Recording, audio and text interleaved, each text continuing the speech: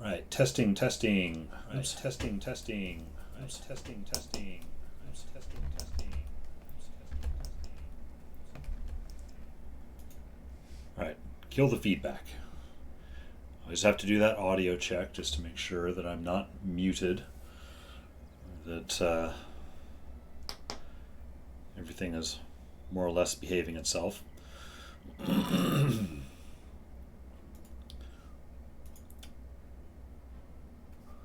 All right, so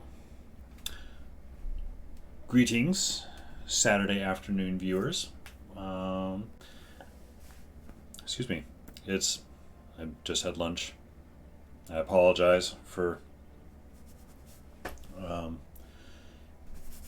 any digestive things that happened. It was a good lunch.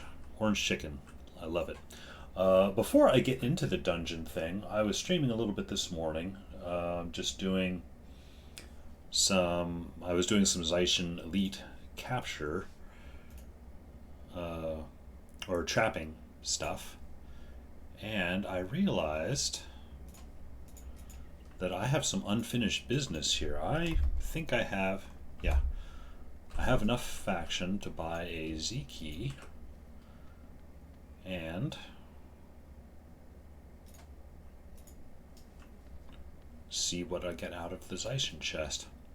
I'm betting creme brulee, because lately, whenever I hit this chest, it seems like it's always creme brulee. I'm just curious what I'll get.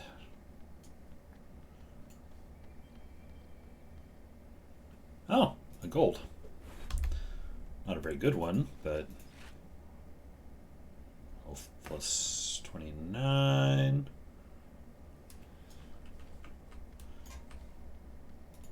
Eh. I'll sell that at a merchant. Anyway, it is Dungeon Day. Yun Gray has entered the chat. Welcome in. I'm looking at that emote. Yun Gray's farm time. Is it farming time? Opening up the scam chest. You know, I had the points, and I don't use the points for anything else. I figured I might as well. Where am I going? What am I doing?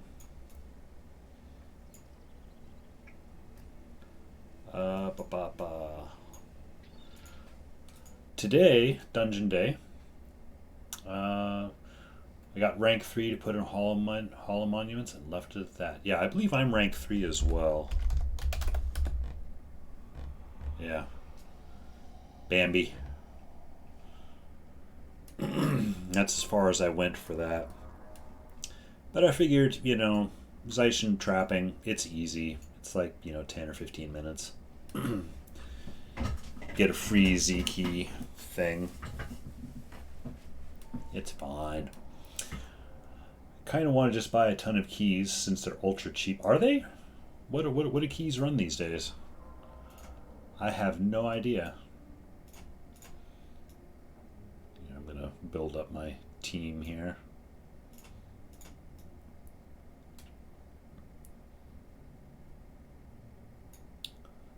Ba-ba-da. 85 ectos per stack.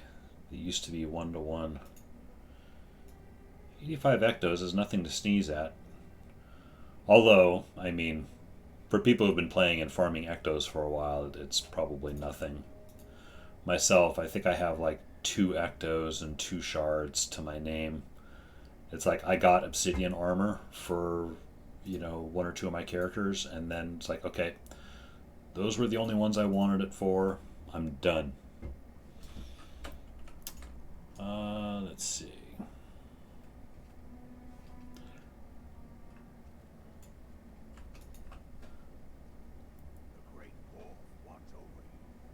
Tyrannosaurus, first time chat.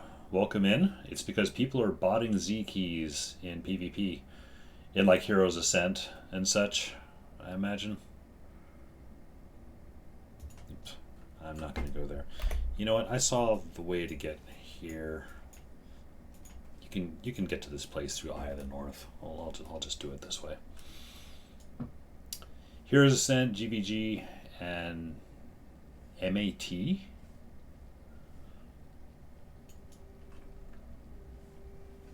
I am not up on my acronyms. I do not. Oh, monthly tournament. Oh, arena tournaments. I gotcha.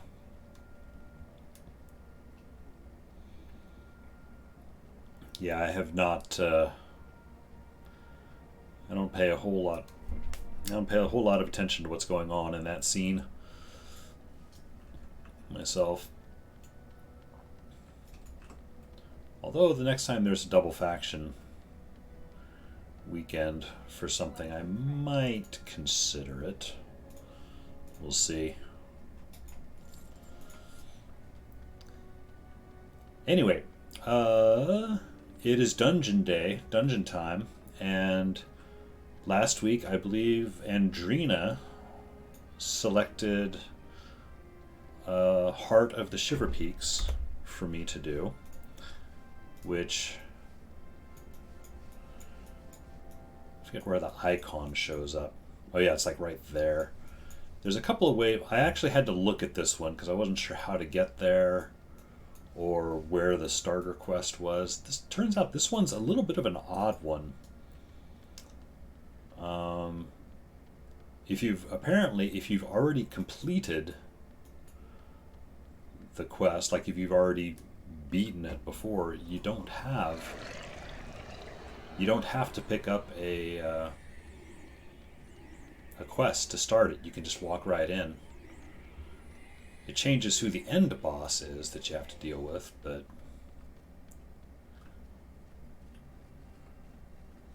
Andrina, welcome in. Yes, very odd. It was, see, this is the thing, is like before I do these streams, I try, because part of the whole thing of this Saturday thing is going in, doing these dungeons, you know, how much do I remember? Do I remember any of it? However, I do look on Wiki just enough to see, it's like, okay, a lot of these have starter quests. Where do I get the starter quest? Most of them seem to be just right outside the battle depths. Oh, battle depths, okay. I think I remember this. Yeah, most of the quest givers are like right outside the dungeon. Like the Arachne's Haunt one last week was right outside. This one, so I was looking for where to find this one and couldn't find it. And then I read on Wiki, it's like, oh, that's because you don't have to. Okay, so here, yeah, there's a stairway to the Heart of the Shiverpeaks. And apparently you can get to the Heart of the Shiverpeaks through like a number of dungeons. Oh. Vow of silence.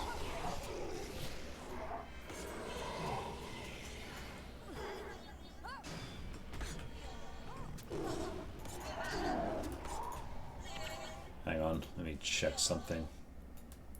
How are my audio levels? Is the game coming in a little too loud versus me talking? I'm not sure. I did a test earlier. It seemed okay on a recorded test. But I just looked to the side and it looked like the levels were going off the charts a bit.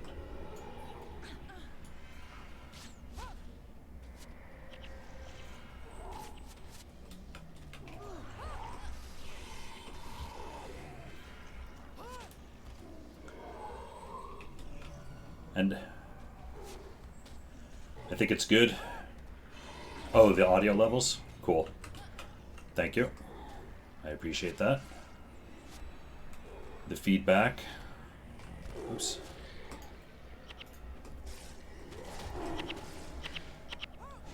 Oh, obsidian flesh. Okay. So I was online. I was streaming this morning. Just, you know, doing some skill captures for my necromancer. She was missing a number of necromancer elites, and a lot of them were in areas like nightfall areas where there were dervish enemies that had Vow of Silence. And she was built almost entirely as a caster, so she was pretty useless against them. So I'm even having flashbacks now. It's like, oh man, I can't do anything against these guys.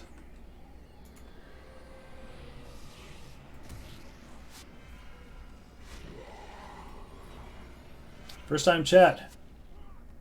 Dude, use daggers. Better for ranger, you mean?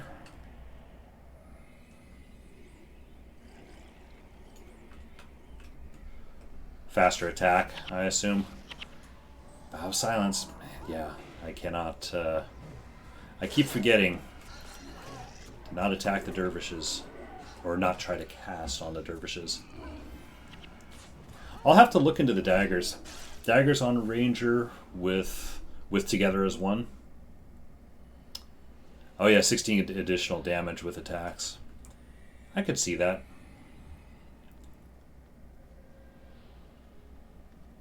I kind of use the skill almost more like a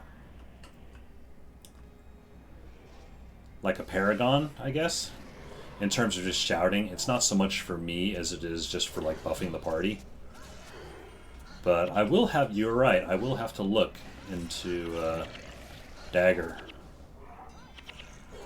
stuff for ranger. A couple of you guys, first-time chatters, I don't know if you've seen any of my streams before. Oh man, well, I guess I'm going this way. I have not played the game in like 10 years, so this is kind of me coming back and hitting some of my favorite content from back in the day, specifically dungeons, like Eye of the North dungeons. I loved them. Oh, we have a skill build posting. Hang on. I don't know if I can get this to show. So, together as one, along with Dwarven Stability. Stances last longer, which will affect lightning reflexes. Cannot miss. Aha! I see. I see, good sir. Thank you. I shall store this.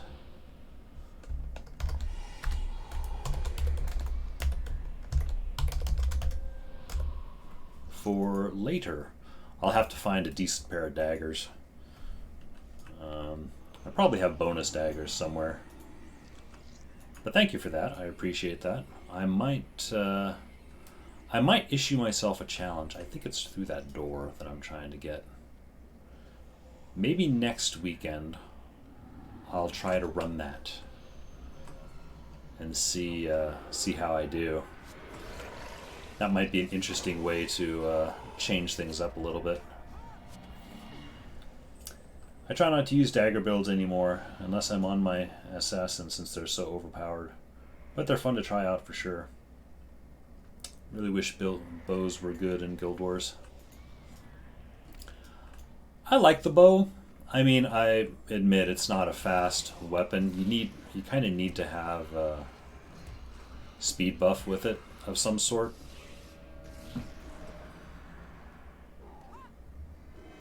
Which actually reminds me, I was thinking of changing out from Splinter Volley to something else for this run, but I just realized I did not think to do that before I left.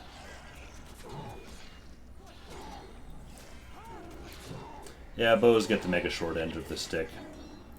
You need to be hit scan in PvE and deal 100% more damage. They're just sad. Sad ranger. So what I'm hearing here is that I am running not just a less than optimal team, but perhaps the worst option available to me. That's fine. I'll chalk it all up to the challenge. Heart of the Shiverpeaks. Issue is that the only two devs who work on Guild Wars. It is true. Doesn't mean they're not fun. There's some cool builds. Oh, corpses, skeleton priest. Oh, am I gonna wish that I brought smiting stuff with me? So again, haven't played in 10 years. This is my first time in Heart of the Shiverpeaks. Excuse me. In 10 plus years. I do not know where anything is, what's going on. So naturally I chose to run in hard mode. Oops. Hello there. Case in point.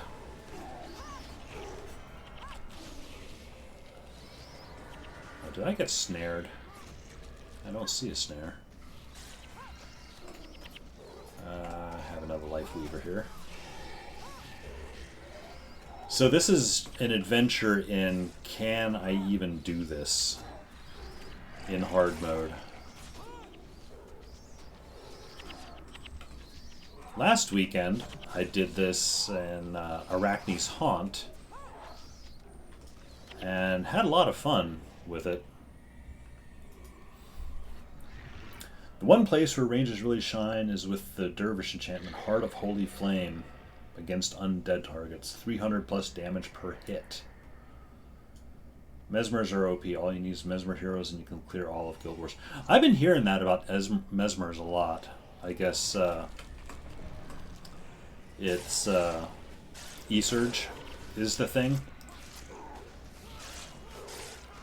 Which is funny because the other day I was going around capturing some skills for my Dervish character because she never even made it through all the way through Nightfall. Don't tell Eagle, but I was never 100% on board with the Dervish, at least not back in the day. Just one of those that didn't resonate with me for whatever reason. I don't have a problem with it, it just I didn't feel like I got a lot out of them. But of course now dervishes are used for like all kinds of crazy farming builds and everything. So I figured, maybe I'll start building her up. But anyway, I was running around getting some skills for her. And I ran into groups of roaring ethers in Nightfall who of course use E-Surge.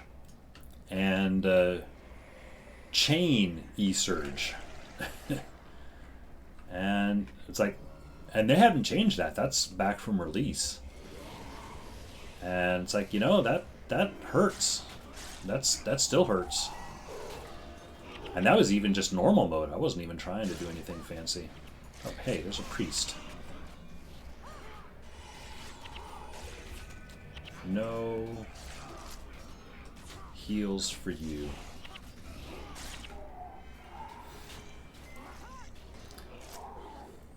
One E-Surge opponent isn't a problem, but the combo of multiple is gross.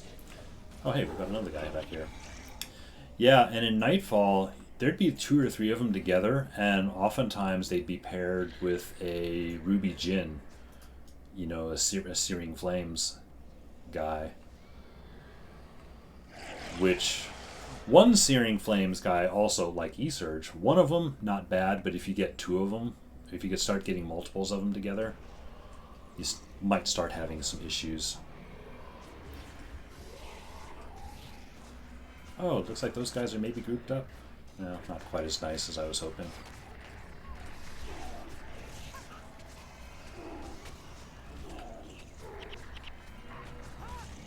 I don't know, maybe they actually are grouping up.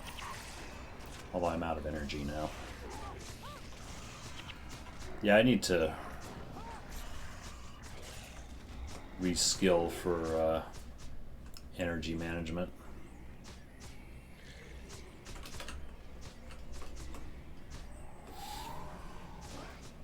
If I remember, E-Surge back in the day was just single target. This was the biggest issue with Mesmers back in the day. They got updated. Oh, so maybe E-Surge, it was because E-Surge now is AoE. Like you target one guy and it just does a ton of damage around like 2 adjacent enemies. Was it not like that originally?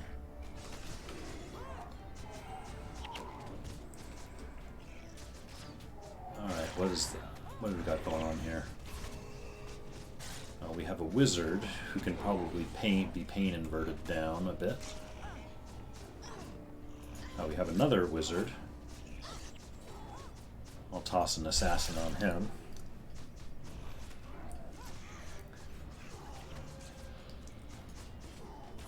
If I remember, E-Surge back in the day was single target. Oh yeah.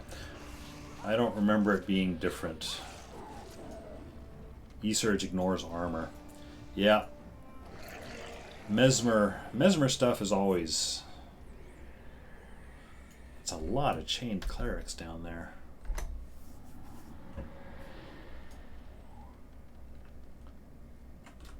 I could 100% be going the wrong way.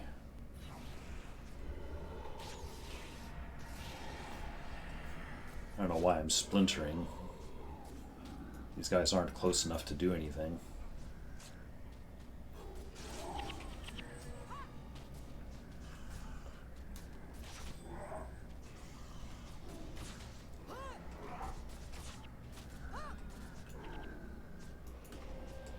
Boy. Trying to get through these guys is a bit painful, for sure.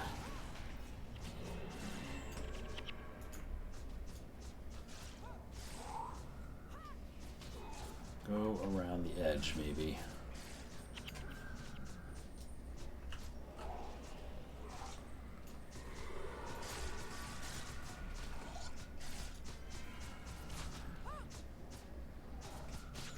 Oh. Everyone's just kind of doing their own thing. Oh, here. Have an assassin. Nope. No interruptions for me.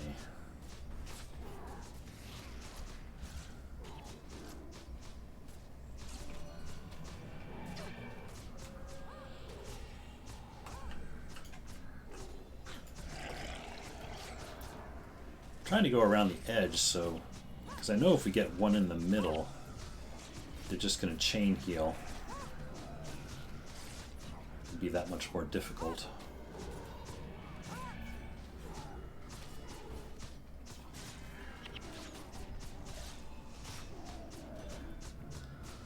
Alright, Zealous Benediction, that would be a good one to interrupt if I was able.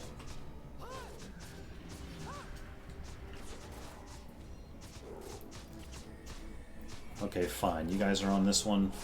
Fine.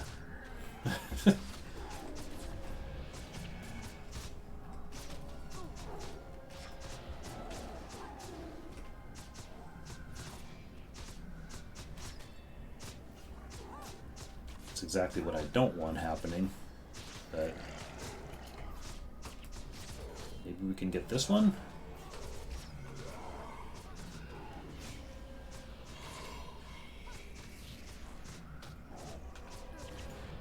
And we are losing pets. Quite a bit.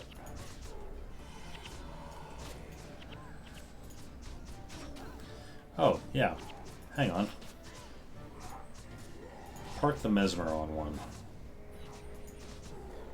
And maybe have better luck. There we go. Hero management. One of these days, I'll learn how to play the game. Remember how to play the game.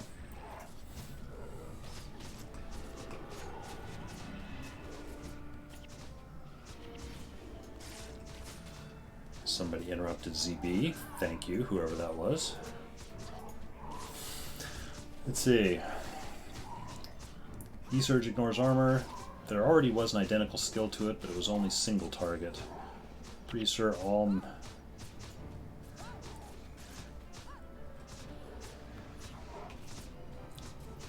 Mesmer damage already armor ignoring, not just E-Surge. Should ping your heroes to target that unit. I've had inconsistent luck with pinging, at least as far as heroes are concerned. I find the target thing seems to work better, or at least more consistently. But You are right.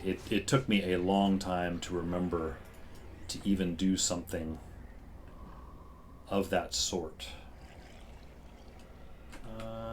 Here, let's see.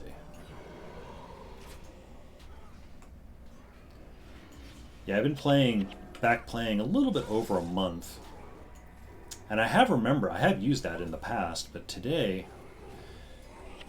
maybe it's just the day, I'm just really slow on the uptake.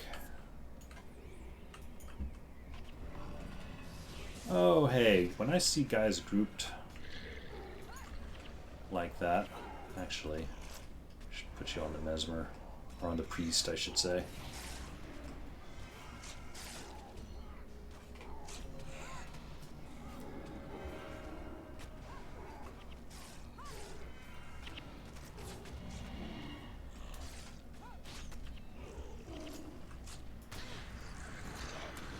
Put you on the other Priest.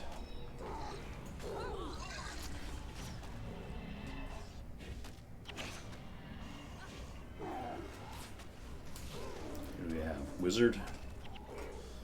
Dead wizard. Oh, hey, look. Priest is still going.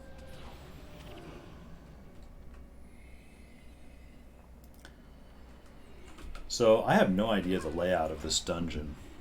And nobody tell me either, because I enjoy the discovering, fumbling my way through things. Because it really does feel like I'm playing the game new again, in a way. About as fresh as I can be by having forgotten so much.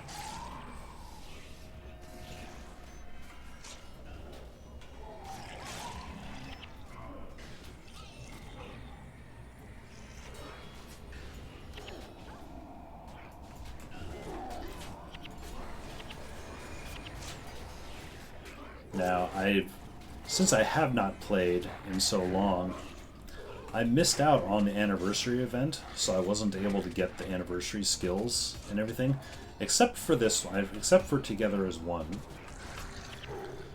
Because when I first started streaming, a viewer, called out and asked if I wanted help capturing the skill, because he still had the thing in his inventory that you need, like, what is it, Proof of Courage, Proof of Triumph, or something like that. So he helped me capture this skill. This is the only anniversary skill I have available. I'll be sticking around till next year so I can get the rest myself.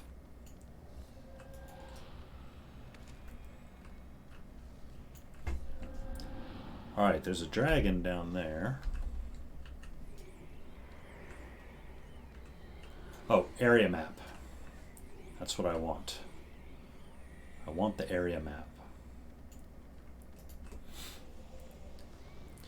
You should try to do speed clears. They're so fun. Speed clears? I kind of appreciate speed clears. I don't know about being like in a team speed clear kind of situation. Like, I think I've seen people doing Domain of Anguish speed clears or Fissure of Woe speed clears. Because I'm so rusty on a lot of things. It's like I need to learn a lot before I would feel comfortable doing that. For now, at least, I'm satisfied with just kind of straight playing the game. Now this, I remember. Andrina, I can help you with anniversary skills. Thanks, Andrina. Not today, but maybe sometime if we're both, on at the same time and have nothing better to do. I would appreciate that. How are you doing, by the way? Are you feeling better and everything? I hope. This, I know once I go to aggro this guy, all of these zombie brutes are going to come up. Which, actually, is why I have ward against melee. Or not specifically why, but Today is rough. I'm sorry to hear that.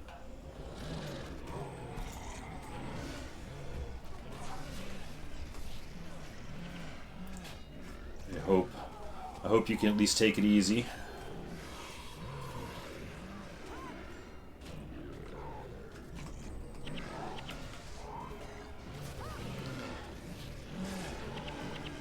You can ignore them. Oh, you mean, oh, just go after this guy? And, once I get him. Although we've already almost got them all.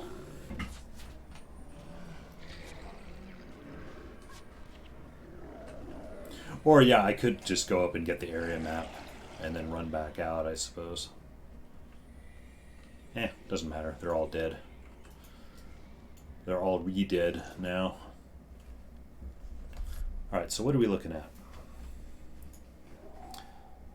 There's a cracked wall, so I'll need to blow something up. That looks like around here.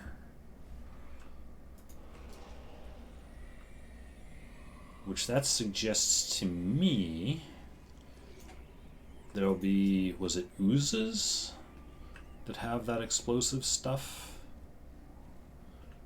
Are going to be oozes in here of some sort?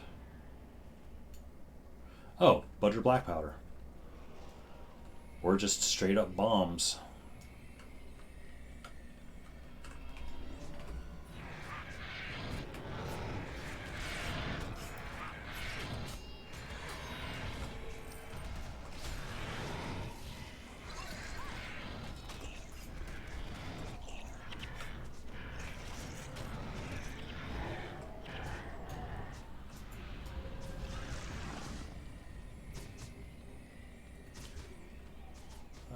Those skelk are like in the wall.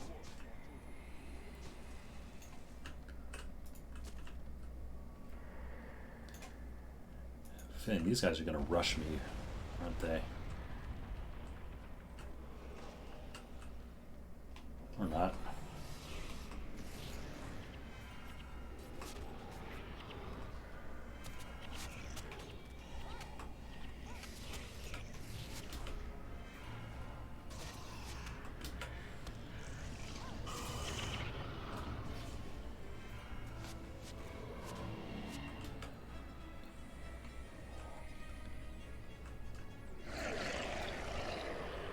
So let's see.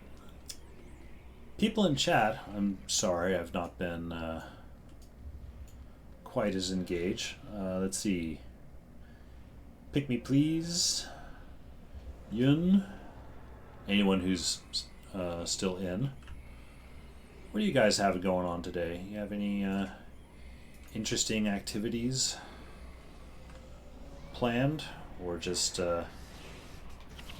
hanging out?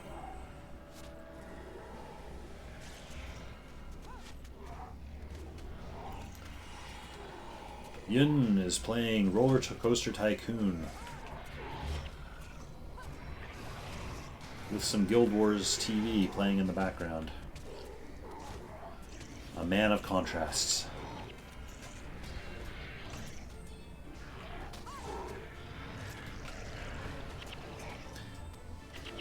Long time ago I used to play, or not play, but I worked with a guy that was absolutely obsessed with Roller Coaster Tycoon. Specifically, I guess there is this kind of a troll maneuver you could do, like with an opposing park, where you would create this big suicide roller coaster that would launch people into your opponent's park. So they would die in his park. He would get all the punishment, while it would increase the thrill ride of your park. When he learned you could do that, he just spent all his time doing that. You know.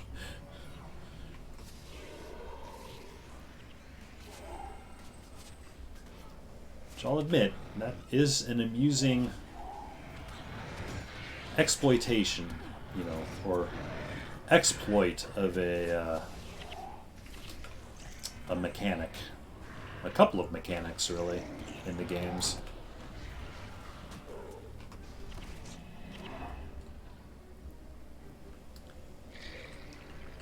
First time chat from viewer Halo. Hello. Am I doing all the dungeons in hard mode? It's been a little bumpy.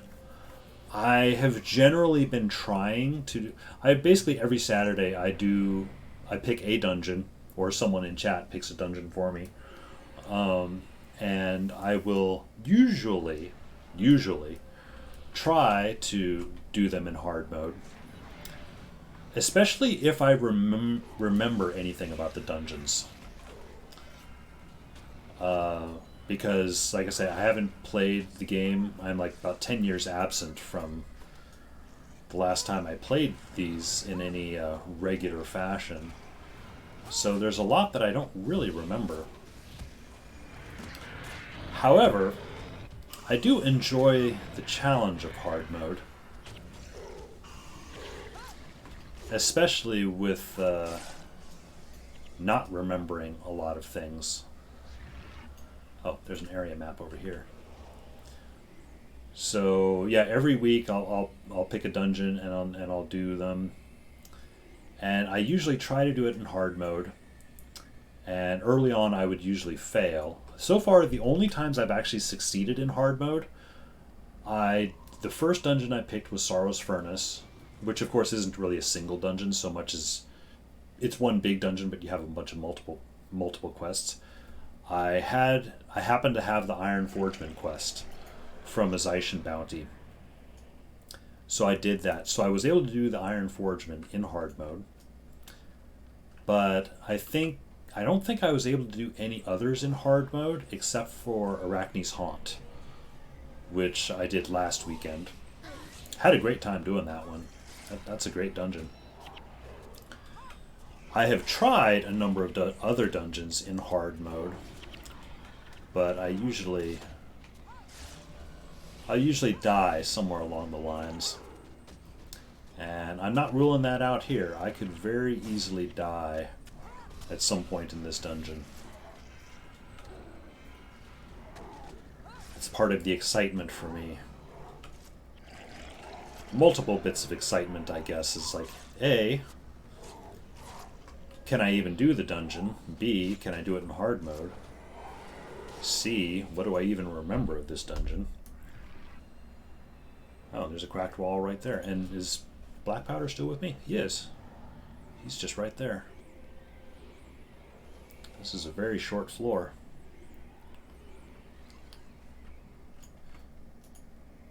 So what about you, Halo? I assume if you're asking about hard mode, I assume you are a Guild Wars 1 player of old. Welcome to the stream. All of that jazz. Appreciate having you around.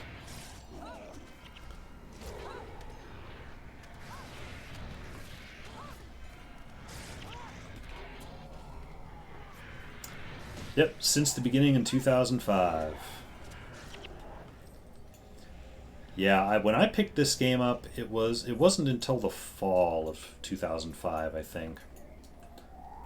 I didn't actively follow the development of the game or anything. It's just one, I just happened to see it on the store shelves, and I felt vaguely like it had been a long time since I'd played a game, or at least a role-playing game. I was thinking vaguely, I feel like a fantasy role-play style game of some sort. What's out there? Well, the two main ones seemed to be either Guild Wars or World of Warcraft. At least in terms of there being, the multiplayer aspect, which I was interested to see how that would all work. And at the end of the day, I wasn't sure about the idea of having to pay for a subscription for a game that I might not even like. So Guild Wars went out. Plus, Guild Wars had the box that I had. It had this little insert. If you opened it up, it had this cool picture of a ranger, shooting at fire elementals. It's on now. It had this cool picture of a ranger shooting at a bone dragon, and that picture kind of sold me on it. Okay, this... It's funny, we were just talking about multiples of...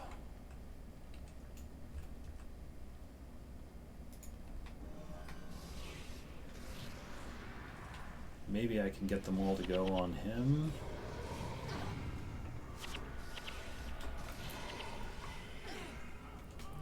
Ooh. Well, we got at least one of them. Two of them. Can we get this one? Oh, this is my other little trick here. No monthly subscription did it for me. That, yeah. I think that was the case for a number of people. It was much more classic video game, you know, buy once, play it. You know, you bought the game, you should be able to play it.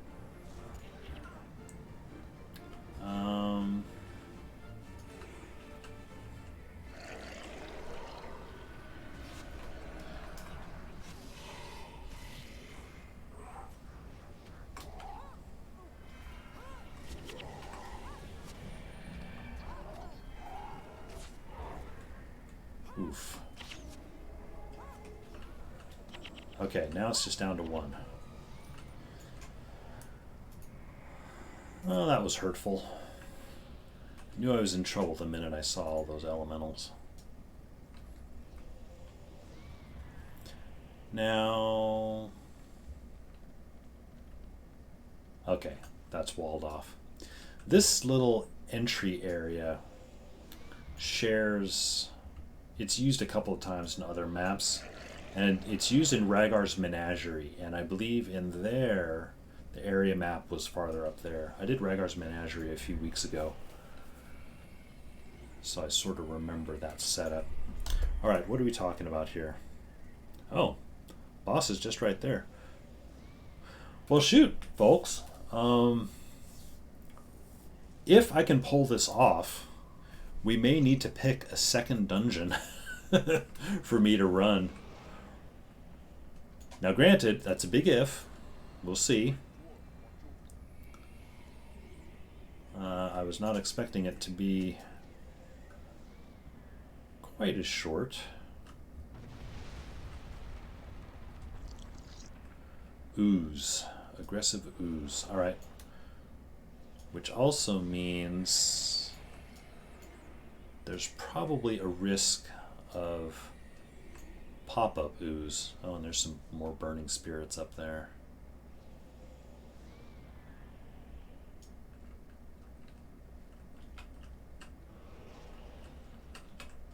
Well, here, let's let the assassin take all of the...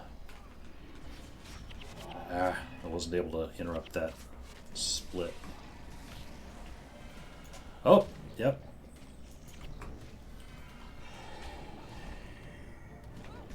I figured there'd be something like that.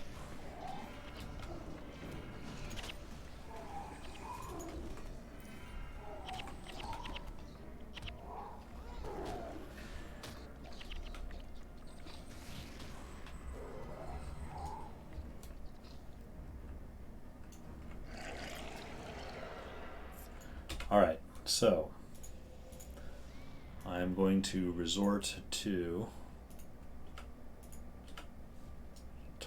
splitting up the division of labor here a bit.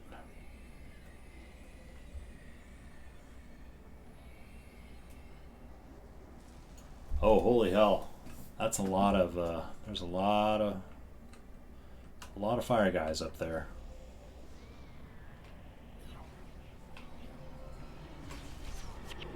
Shoot, I totally messed that up.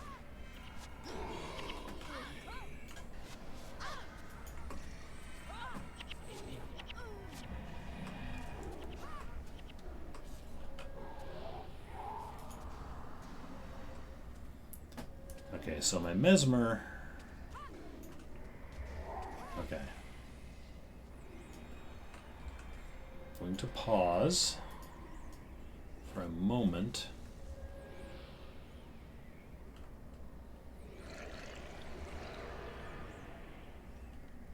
I need to go that way, don't I? Oh, maybe we don't. If I have Budger with me here.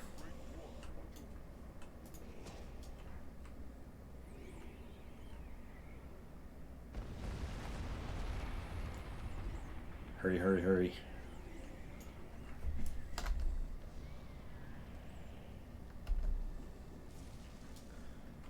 If I don't have to fight loads of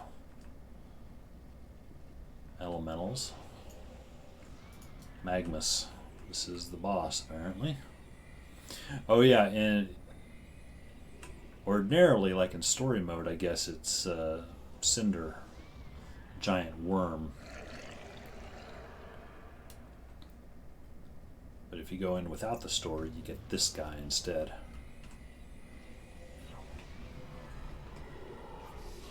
Who is a fire elementalist.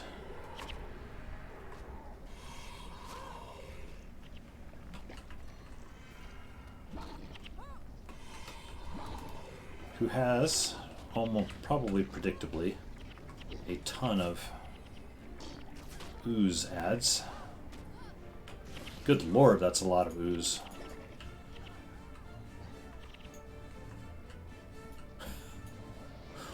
Wow.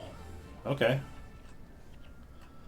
Okay. Well, I'm gonna run in here and die so they don't get quite as close to that res shrine.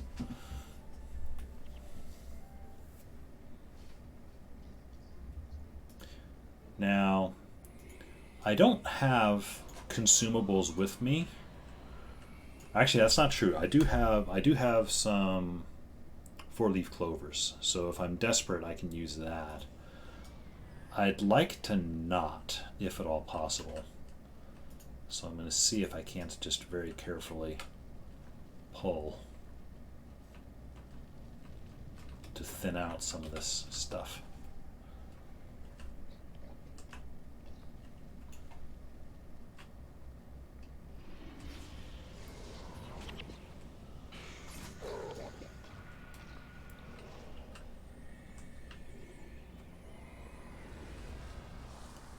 Although the assassin...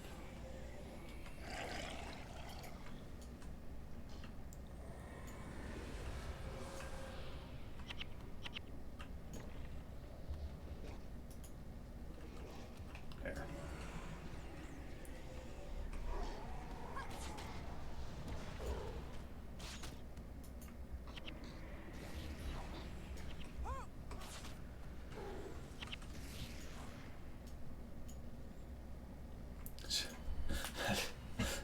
That's so much ooze there that needs to be. Yeah, I'm less sure about having this assassin with me now.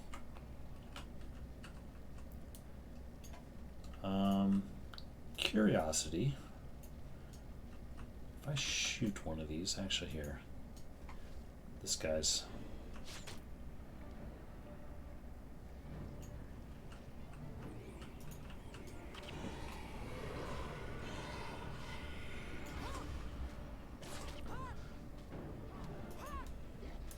This actually reminds me, one of the dungeons I still have to do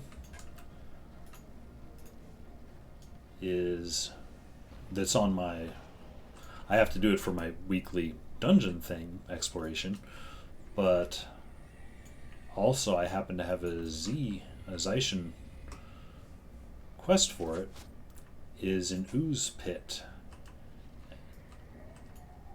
That scared me how many oozes were coming in.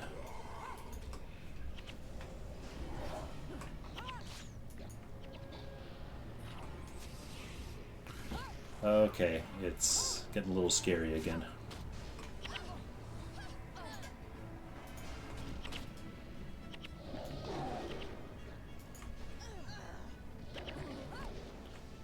Oh, come on, get that one. He's almost...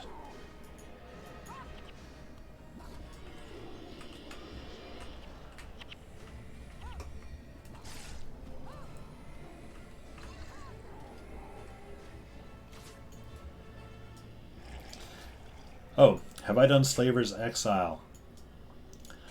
I used to do it back in the day. I have not done it yet on this stream. I'm kind of saving Slaver's Exile for the last dungeon, or I should say set of dungeons that I'll run.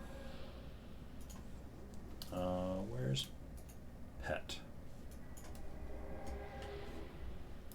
Because I feel like that might be a good climactic one. Yeah, it's crazy. That one, it'll be interesting to see what I do with it. What I suspect I'll do is it'll be like a 5-week thing. Is it 4 floors or 5? Whatever it is. Kind of doing 1 floor a week or something. You know, 1 boss a week. I mean, it depends on...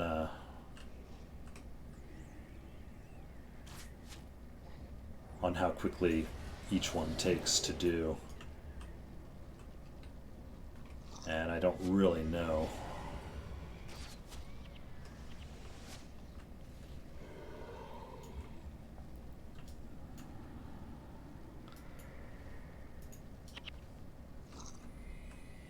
God, there's still so many.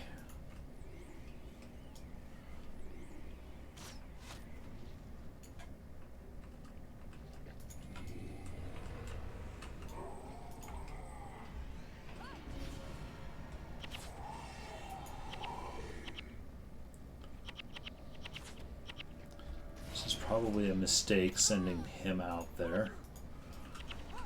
Back up, back up.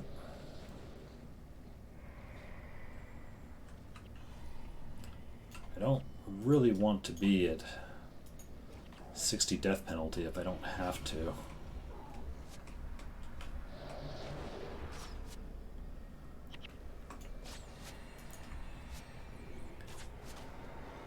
Get the Shimmer because he's got the E-Surge.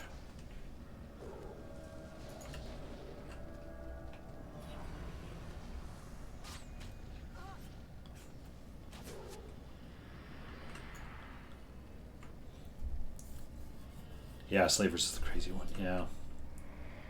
Yeah, we shall see on that one. That one, I was able, back in the day, I was able to do it in hard mode.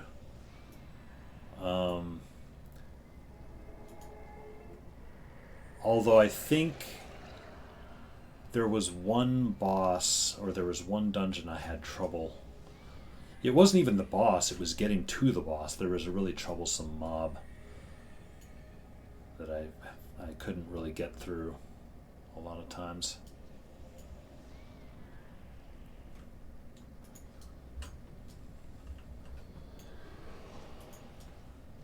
I don't really want to use that clover if I don't have to.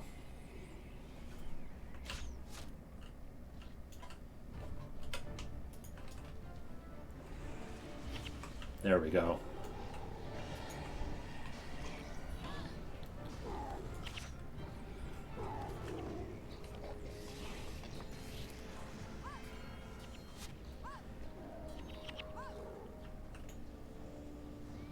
So what do we have? We have one shimmering...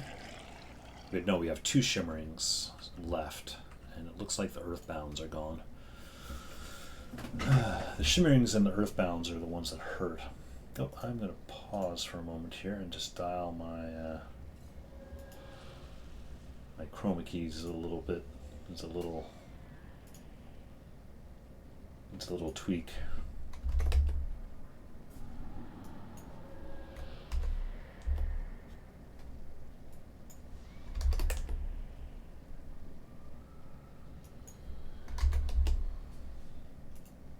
Yeah, a little bit better. All right.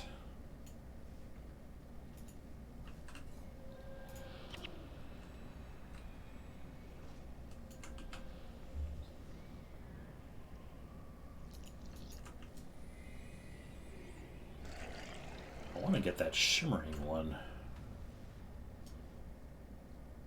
All hanging out on the other side, though. What about this aggressive one? Oops. Not good, not good, not good.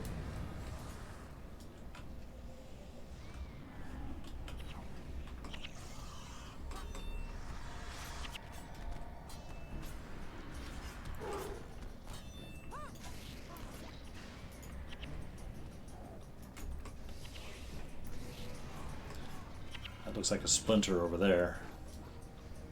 Or would have been if they didn't block it.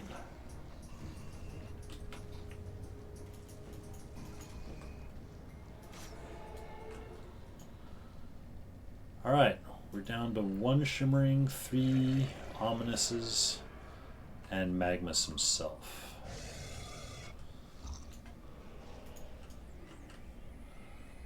I'm gonna see if I want that shimmering one first, because I know he'll hurt the most. Or likely the most. Oh shoot. Okay, well.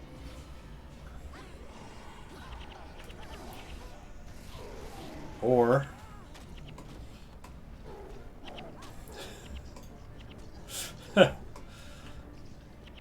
wow. Alright.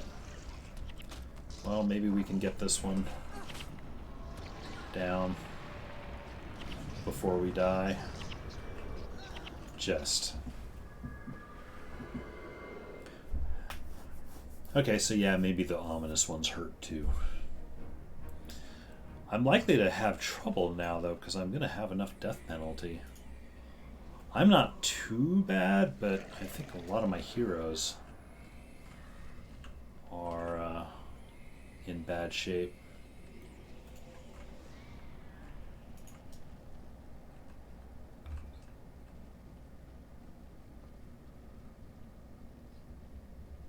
I mean, we could do another suicide run.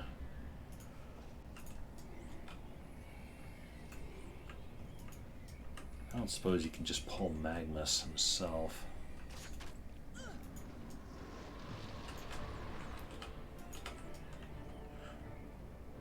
Okay, well they're on a short leash, it looks like.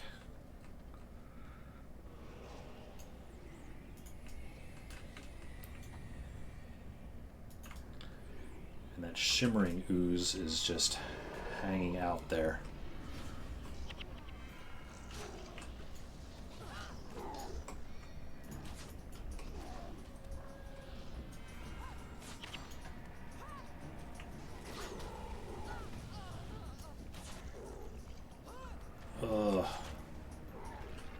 I'd like it if my group didn't group up quite like that.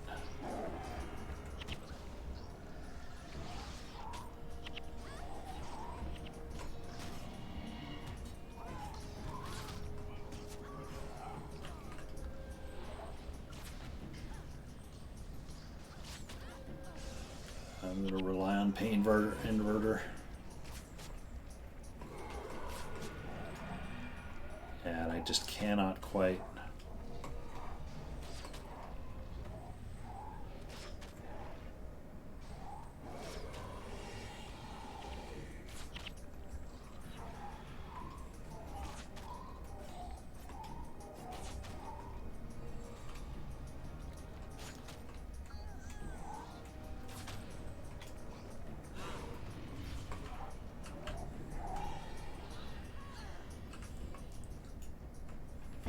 Ugh.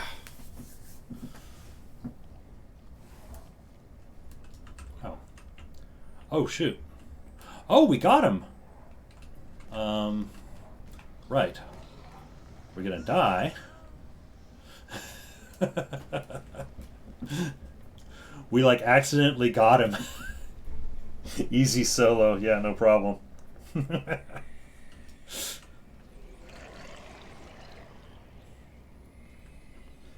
Alright, so now we just got to clear all of these out.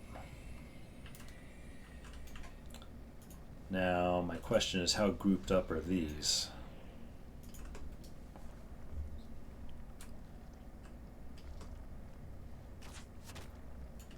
They're grouped. Oops.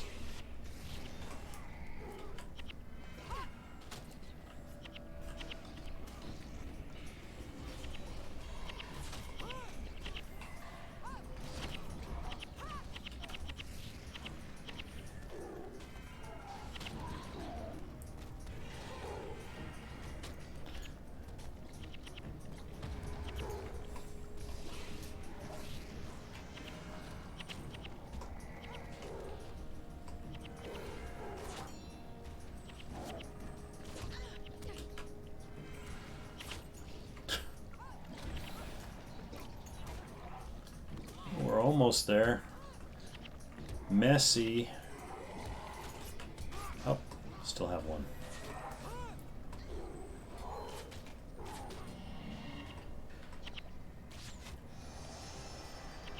Yay! It's now 2 dungeons I've done in hard mode, unless we want to count Sorrow's Furnace, Iron Forgeman. Yay! Okay, did I get anything good? Divine Staff required 10, and it required 13. Death magic. Wow, that was fast.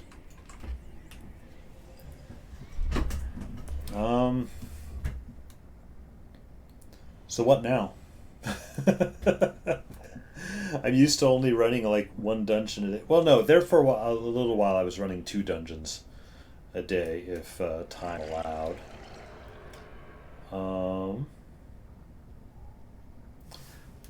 Actually, hang on. I'm just gonna teleport out somewhere here. Let me see what I have, because I have 2 Zaishan dungeons. How many dungeons left? There are a lot still. So far I've done all of the ones in the Char turret. I did Catacombs, I did Ragar's, Ooze Pit, Cathedral of Flames. I've done Dark Rime. I did Frostmaws. I have not done Sepulchral Dragomar or Raven's Point. The ones that I have quests for are the TPS regulator modem, Golem in Ula's lab, or Bogroot growths. Now, I don't remember either of these. I remember Ula's lab. I remember it being a dungeon. I don't remember anything about it. Of these 2, asking the chat, which one is likely the shorter mission? Like if I wanted to combo it today. I guess I would guess Ula's lab, but I don't know. Bogroot probably? Okay. Now Bogroot, I think... Yeah, that's there. Ula's is a long walk. Yeah, to get to Bogroot, especially if I want to do it in hard mode, I've got a long walk across some dinosaur-infested land. Bogroot, you could just run out there without fighting anything. I suppose that's true. I could just, weave my way around, and not fight anything. Well, I will tell you what. I will do a little inventory management here. See if I get anything usable.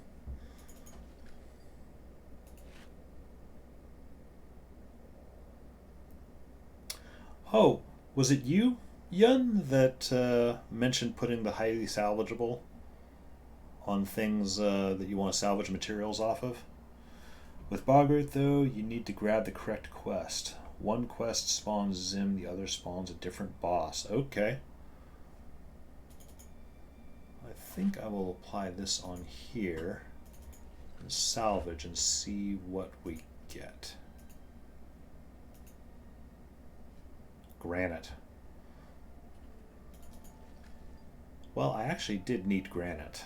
I didn't need it, but I'll take it.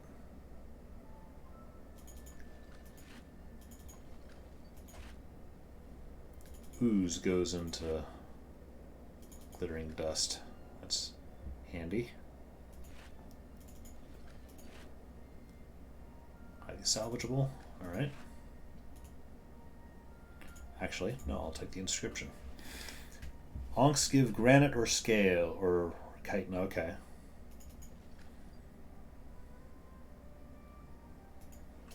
Well, let's see. Oh, here's Zonlai right here. Well, yeah, maybe I'll try Bogroot then.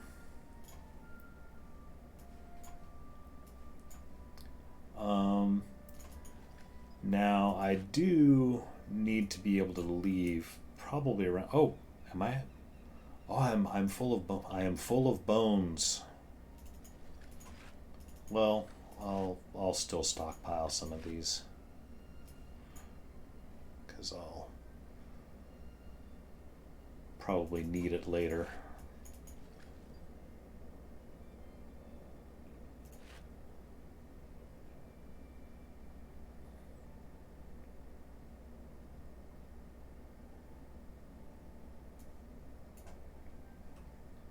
Alright, iron, and I'll just sell off everything else. So, let's see. Gadsden Camp. What's this one down here? Bloodstone Caves. Okay.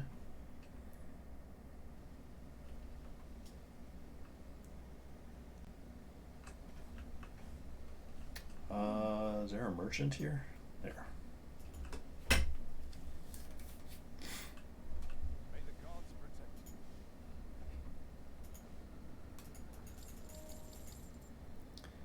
you. Yeah, I'll sell that. Yes, yes. Alright, so I'm going to take a momentary detour to Wiki to see which quest do I need. Zim Mons is one of 2 boss-like Hackett foes. He appears when Tex War is active, right? So I need Tex War. Talk to Tex about helling the Yellow Oaf tribe. And where is Tex?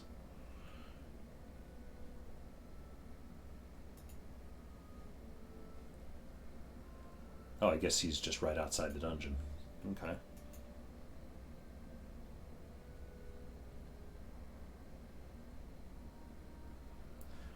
Alright, so I need Tex.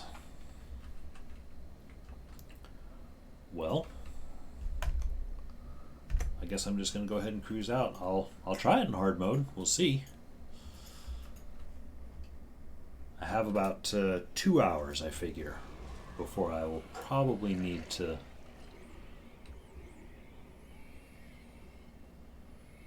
leave, but we'll see. If I can't do it, I'll need to save it for another time. I'm sure I could probably do it in normal mode. But we'll see. What is that? Angoradons. I remember Angoradons hurt.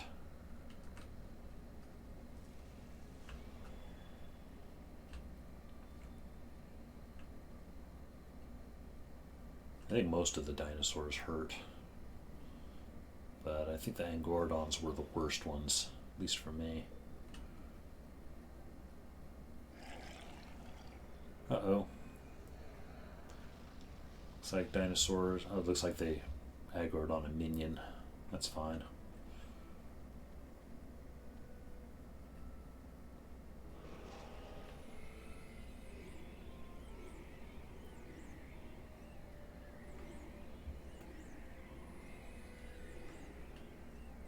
I don't like the looks of that group. Hopefully they'll be distracted by minions. A little bit, but maybe not quite enough.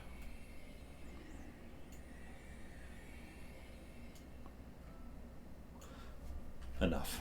We did not actually get attacked. Not really, at least.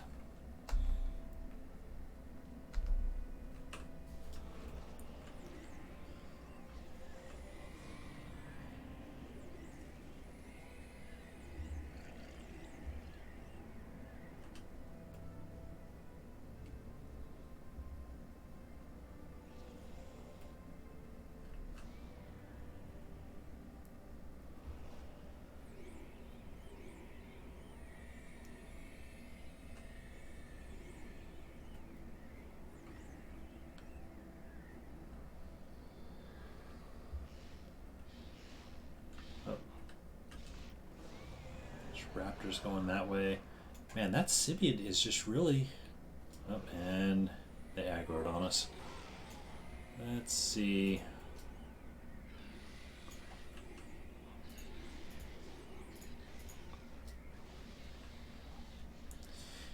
Come to think of it, I didn't need to bring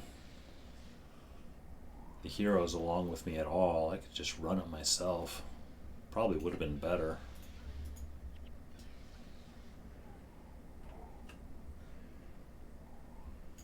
That's me not thinking. And because I did not think, Necromancer now has death penalty on him. Alright, well, I'm actually going to engage here. Ooh, shit. Maybe I shouldn't.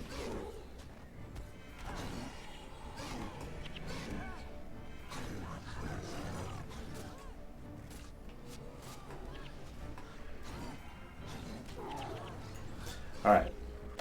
Yeah. Good enough reason for me to try again.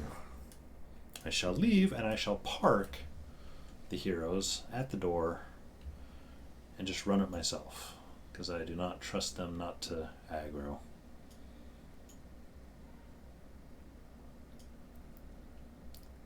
It just means if I do get caught out in the wild, I will die.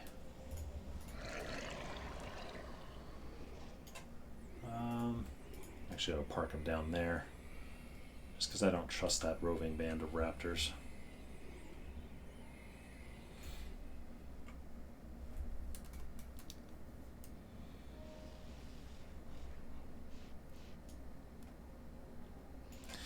But yeah, maybe, thanks for the tip about the daggers. There, was it Pick Me Please? Maybe that'll be the challenge for next week, is I'll try running one of these with a dagger build. I will not practice using daggers beforehand, but it'd be interesting to see if I can... oh, those guys are right behind me.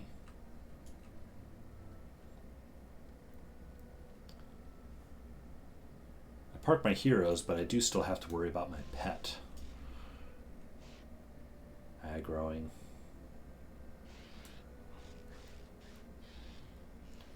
That is one tweak that I would make to that dagger.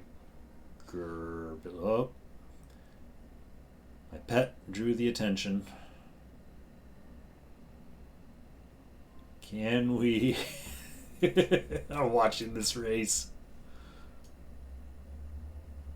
Oh, just. Good boy there.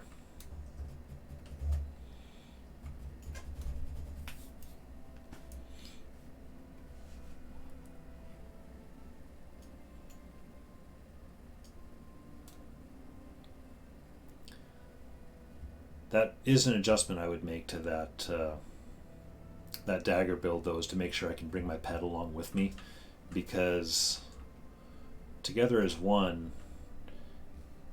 all party members near you, or, oh, it's or your pet.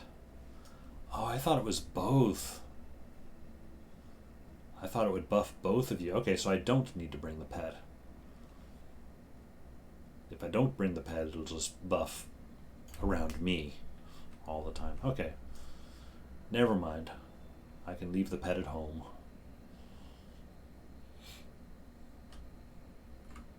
Oops. Give these guys a little bit of a wide berth.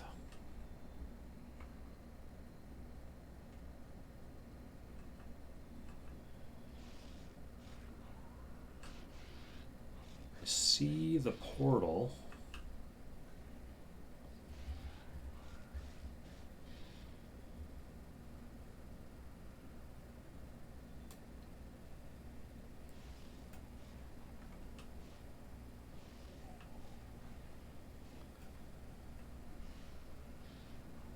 Alright, there's Tex.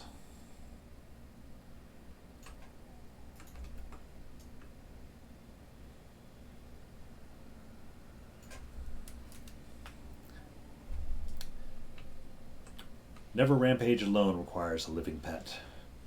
Yeah, never. See, that's actually the thing. I kind of keep getting Together as One mixed up with Never Rampage Alone because like half the times I activate Together as One, I think I'm going to get a speed buff out of it because of Never Rampage Alone. All right. Oh, you were thinking never. Yeah. Well, like I say, I get confused on them too. Or sometimes I keep thinking, and there for a while I didn't think, or I didn't realize it was 16 additional damage. I thought it was like additional armor and health regen. It was more of a healing, protective thing than an offensive thing. Is there a shrine for me to? Oh yeah, amusingly, this is another way you can get to the heart of the Shiverpeaks, I think. I remember seeing something, there's an alternate entrance inside Bogroot. So in a way, it's fitting that we're doing this one right after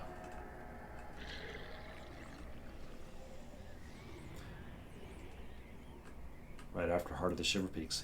Hey, I would think you could get minion. There we go. I figured that would be an impressive minion raise, seeing all those dead bodies.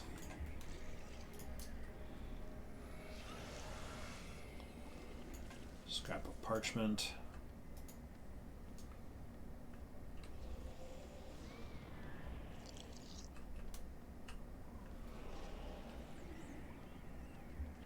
I don't want to keep half an eye out for an area map.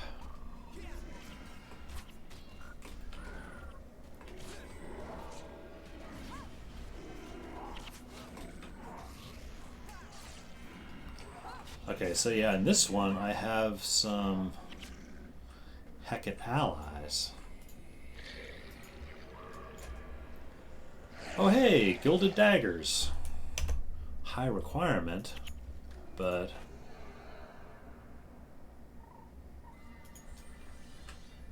maybe possible to use with the build.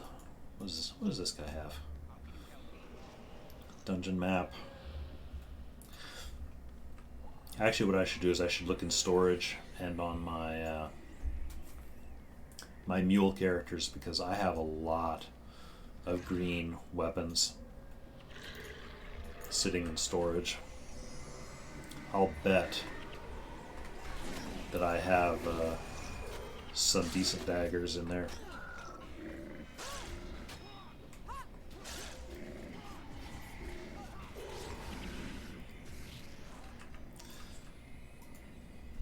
And what I think I'll do, since I also have Ula's lab as a Zaishan thing, maybe Ula's lab will be next week's thing, along with trying to run daggers. Alright, I remember these blooming nettles being annoying.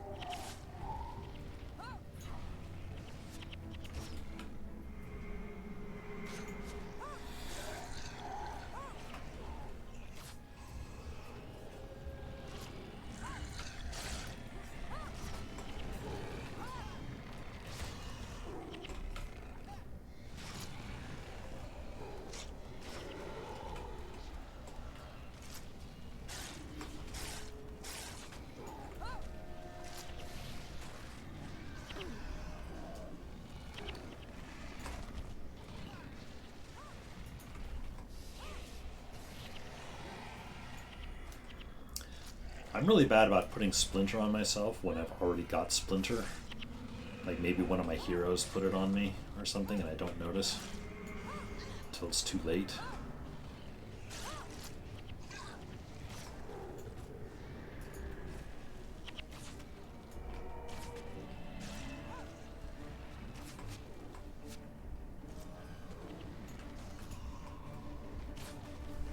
Alright, let's shut down this healer.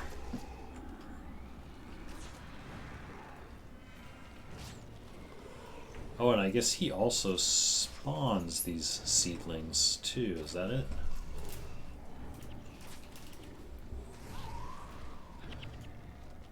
Definitely worth getting rid of them. Okay, well I don't have the area map, but I'm pretty clearly headed the right way, or there's only one way to go so far.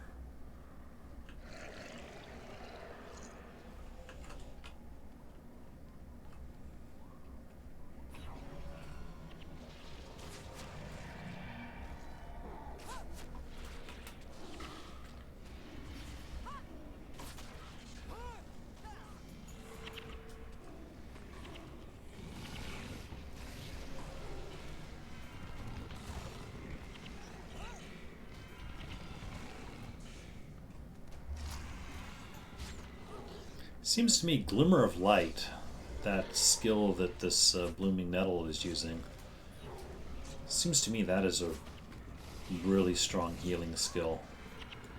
I think there were some good healing builds built around that back in the day. Or it's at least decent, but it has a really low energy cost. Something like that.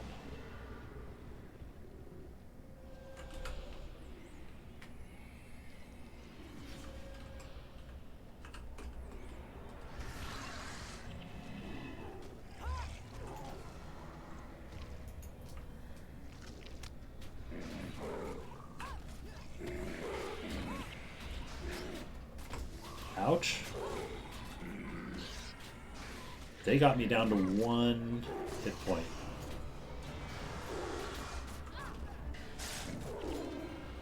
I want this ritualist dead. Oh, and the boss ritualist too as well.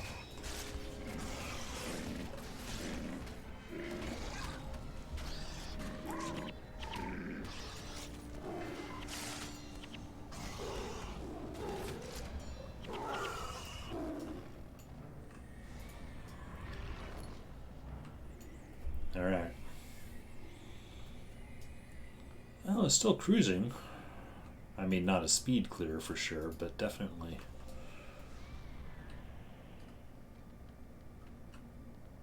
Not hitting any major roadblocks yet.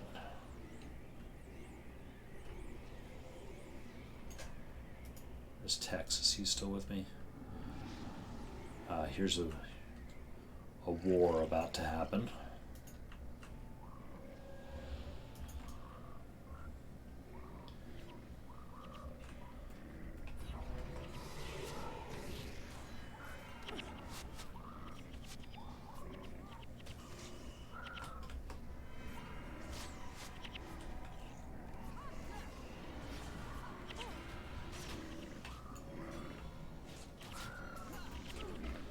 Oh shoot. Alright, we suddenly have a lot of guys. A lot of guys coming in.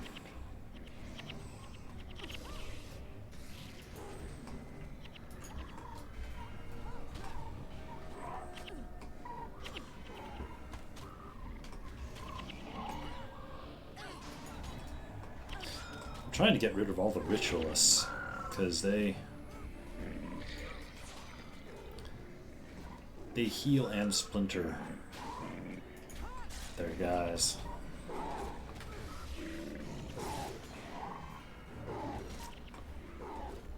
Ooh, got a nice splinter shot off there.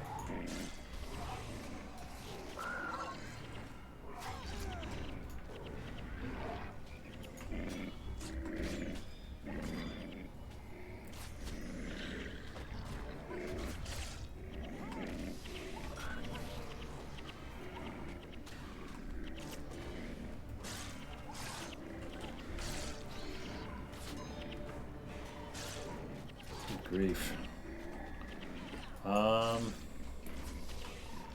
We may need to withdraw a little bit.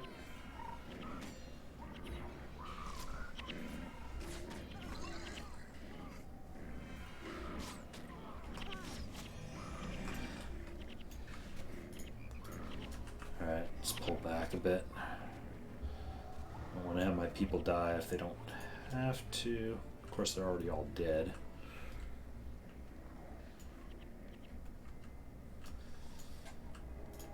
Yeah. Oh, hey. Although... Nope.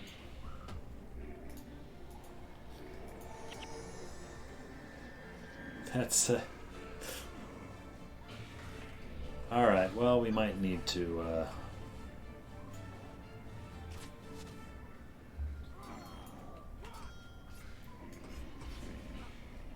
Might need to die. Since these guys don't want to de-aggro. Oh, hey, now they're...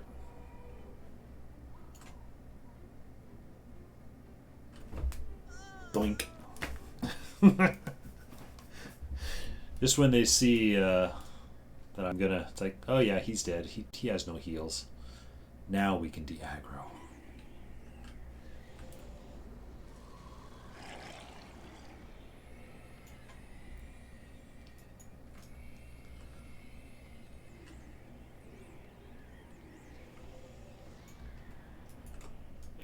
I guess they lulled you into a false sense of security there by having those soldiers from the other tribe there to help out. It's like, oh yeah, okay. They'll help out. This will be fine.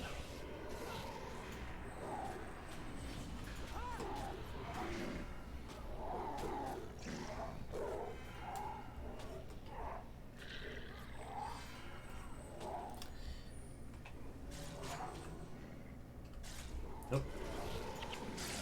Action from the back.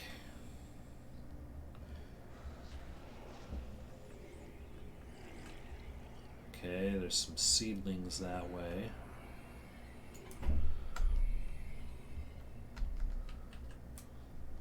Do not have an area map yet, so I don't know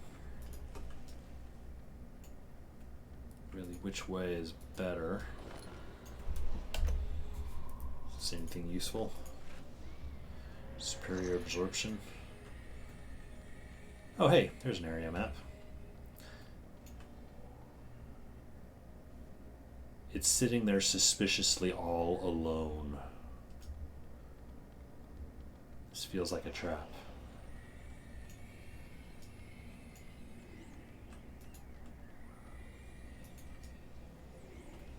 It evidently wasn't a trap. Okay. Area map. That was like the only branch. Like, okay. Oh, hang on. Yeah. Those are just collectors.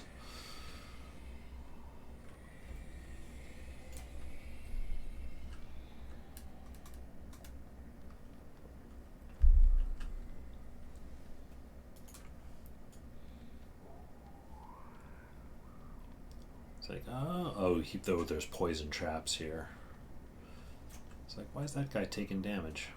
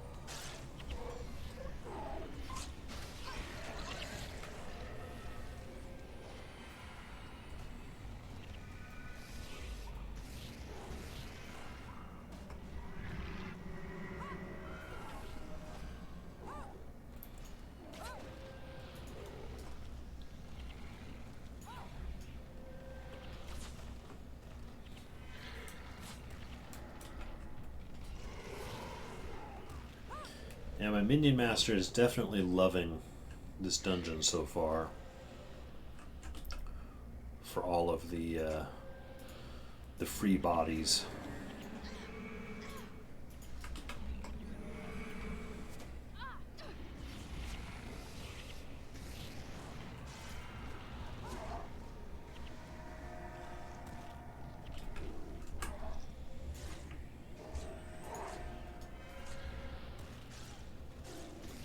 I'm sure if I brought Light of Deldrimor, there'd be a treasure up there, but I've found the rewards from Light of Deldrimor to not be all that great. Unless you really like, I guess you can luck out and get like tomes and such from some of those hidden treasures, but most of the time you just get like 50 gold or 100 gold or something. I'd much rather have an active, if I'm going to have a PvE skill, I'd rather have it be a useful for battle one.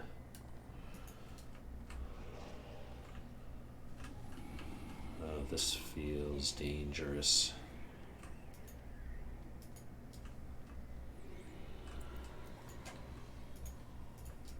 This feels like pulling time.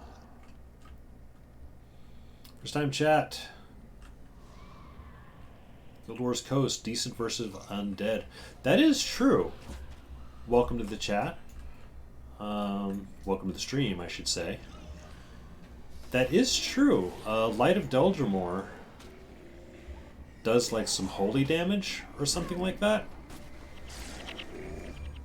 Which means I should keep that one in mind when I do, what is it? Shards of Ore, I think, has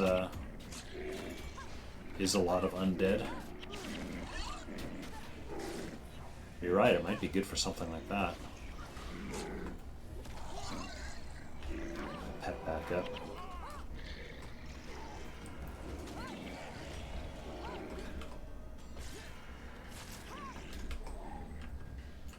Ooh.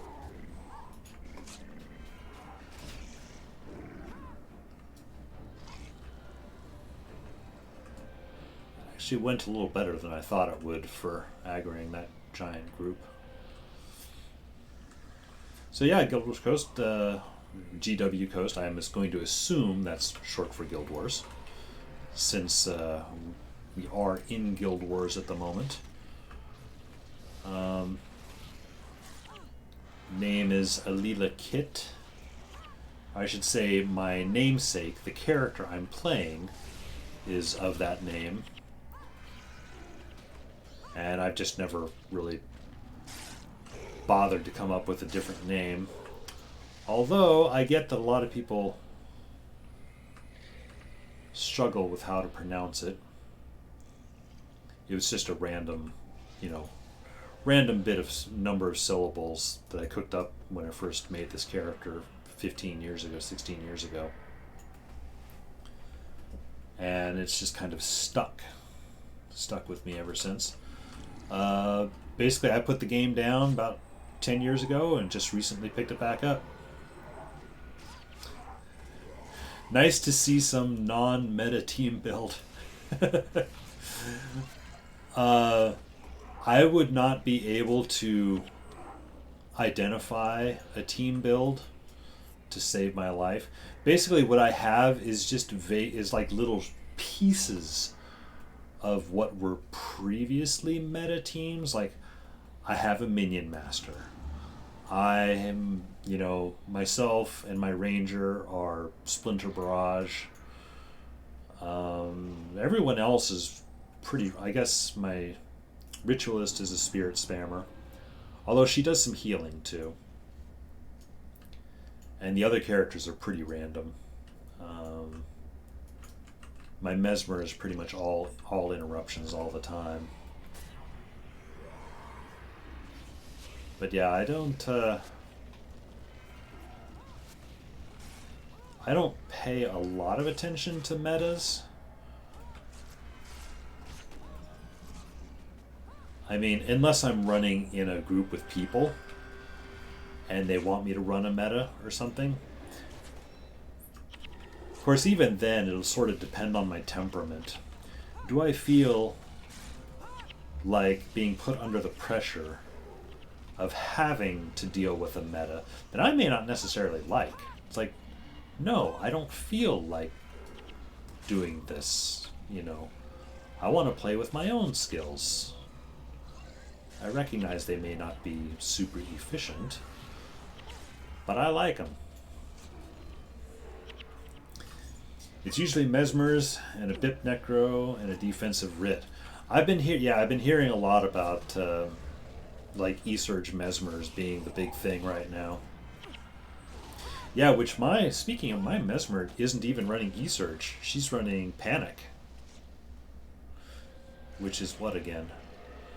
When a foe successfully uses a skill, all other nearby foes are interrupted. Yeah, like I say, interruption.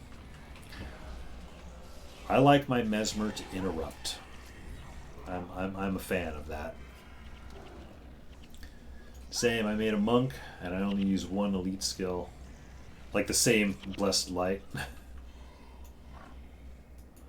I will admit, on my monk, on my smiting monk, I will use Ray of Judgment. I will use Echo Ray of Judgment. I do enjoy that.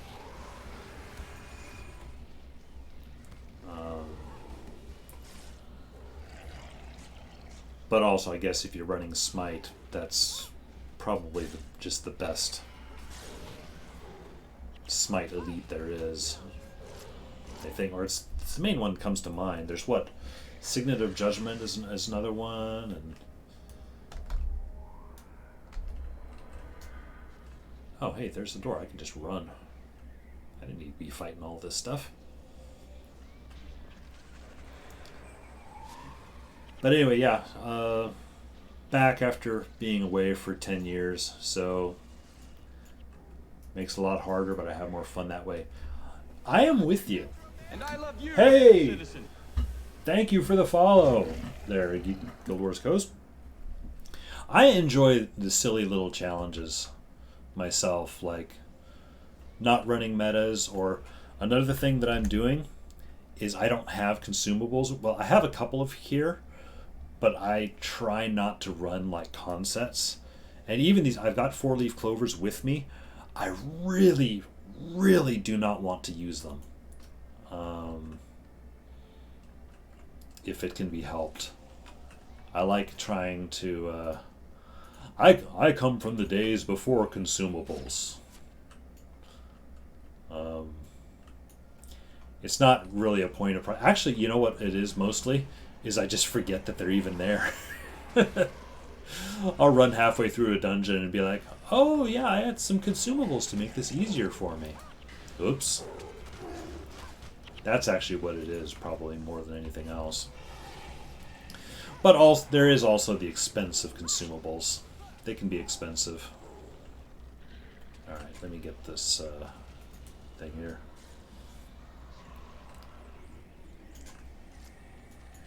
Oh, there's 2 blooming nettles right on top of each other?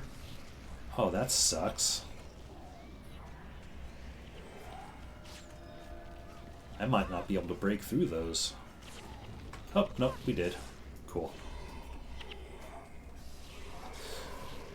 So yeah, being away 10 years or so, coming back, my favorite content in the game, generally speaking, is the Eye of the North dungeons. So on this, my Saturday stream, I'd like to try to run the Eye of the North dungeons. After, 10-year absence, can I still run them? Can I still run them in hard mode? How difficult are they? Can my old teams... most of these builds are still from like 10 years ago. I haven't really changed them much, if at all. And earlier, the plan was to do Heart of the Shiverpeaks, which I did, and I managed to do that in hard mode.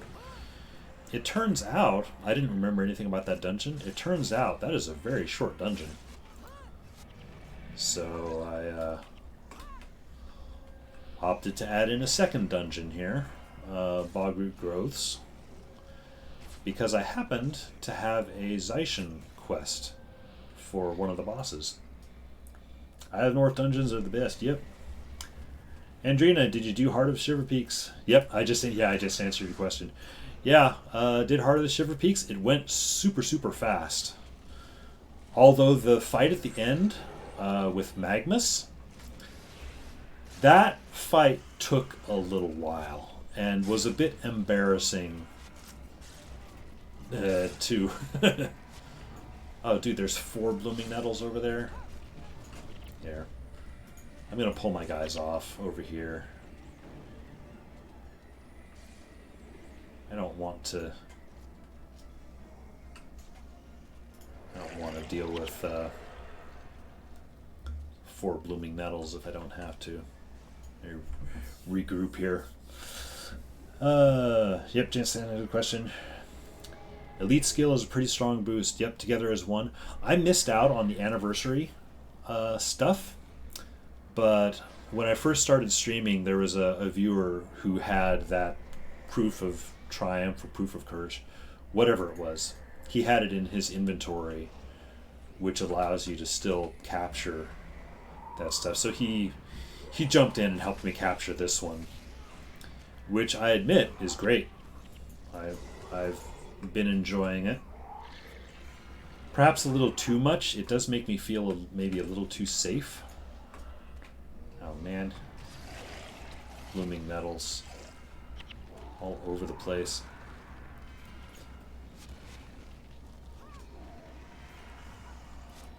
"14 hit points a second per person." Yep. Oh, here, maybe an assassin will help deal with this guy. Yes! Interrupted Glimmer of Light with Distracting Shot. I love that. I wish I could say I interrupted that one on purpose. That was just an accidental D-shot, but still. I will take it. Yeah, pro.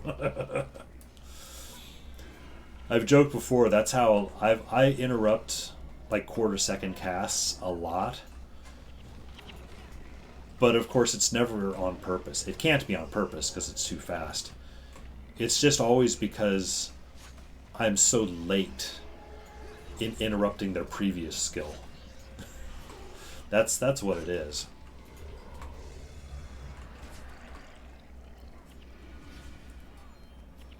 Man, this is just the entry area of this dungeon, and it's, yeah, 4 blooming nettles. Screw that. Just even 2 is difficult.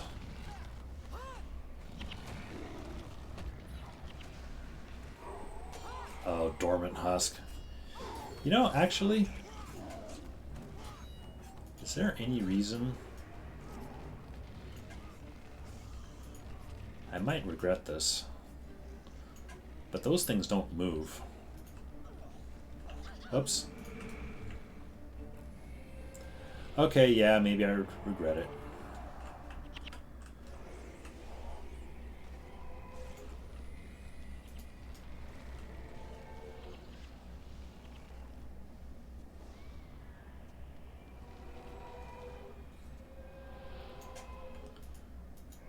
Are all of our pets still with us?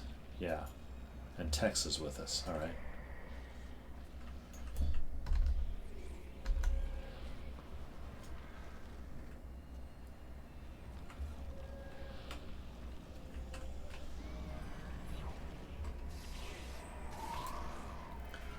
Go after these guys a bit, just clear the way. I don't have any blooming nettles to worry about.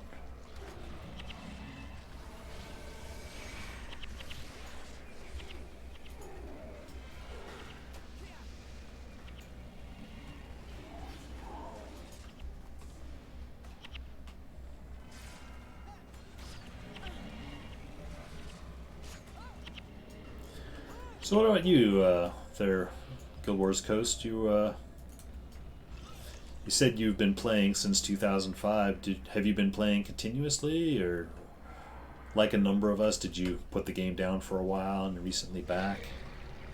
There's a number of us that seem to be like that way. All of a sudden, came back at the same time.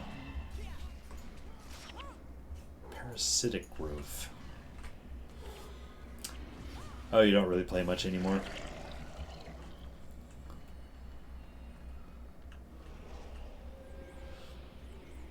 That's fair.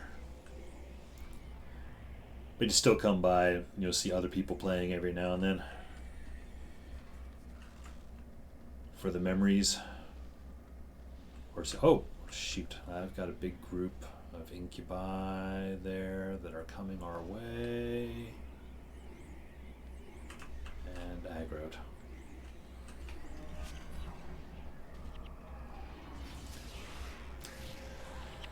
25,000 hours. Never really quit. So just slowed down a little bit, I guess. That's fair. It has been, 16 years? 16 and a half years, I guess.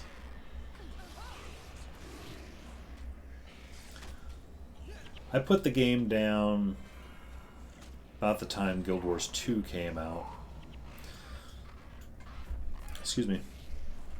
Guild Wars 2 did not hold my attention the way this game did, though. I mean, I enjoyed it. I played it for a year or two, but it just didn't have the whole build crafting aspect of Guild Wars 1 really isn't present in Guild Wars 2. Same. Got kind of bored because no skill updates. Yep. In 2011 and 2014 was when I didn't really play.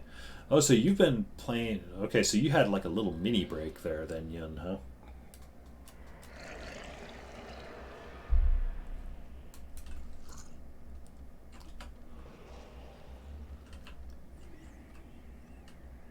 Oh.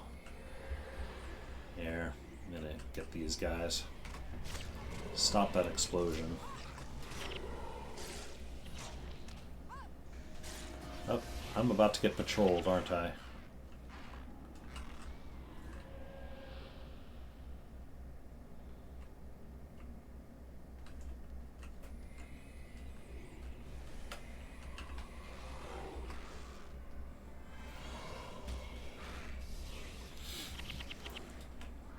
Wouldn't mind automated skill changes. That's an interesting idea.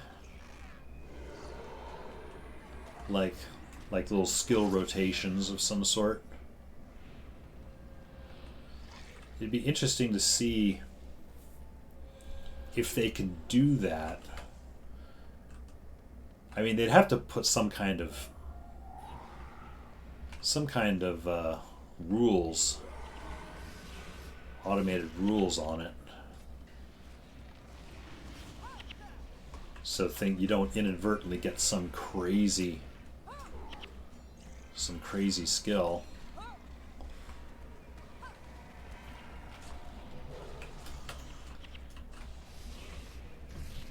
Look at all these ayahuascas together.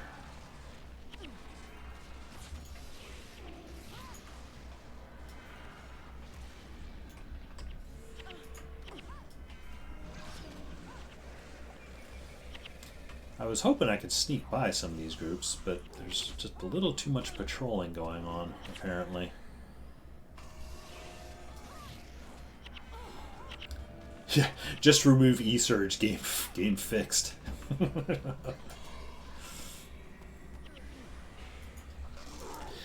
Yeah, I forget who I was watching the other day. Watch another streamer. Oh man, they got my... Oh shoot, we got an Incubus back here that's kind of tearing us up.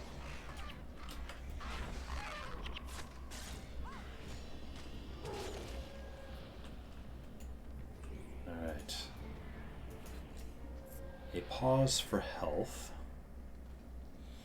Yeah, remove E-Search. I forget who I was watching the other night that was... people were telling us like, oh, just put E-Search on all your heroes. And like one part of chat was doing that, and I could feel the other part of chat just being like, oh, God, don't do E-Surge, man. Just use previous skill buffs, nerf eras, and change stuff like 3 to 6 times a year. Yeah, they could do that.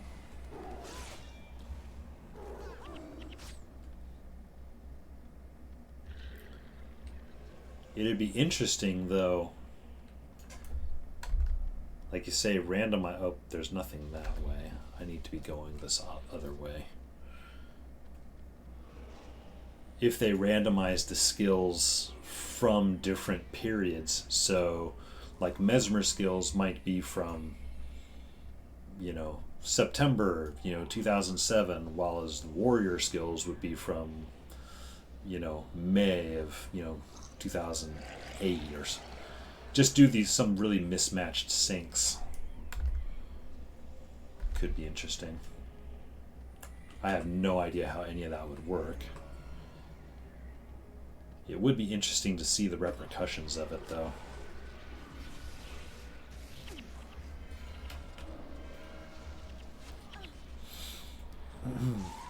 Yeah, seasonal rotation for skills would be cool. I mean, yeah. It could even be almost thematic. It's like, hey, it's time for the Christmas skill balance, or skill rotation, I should say.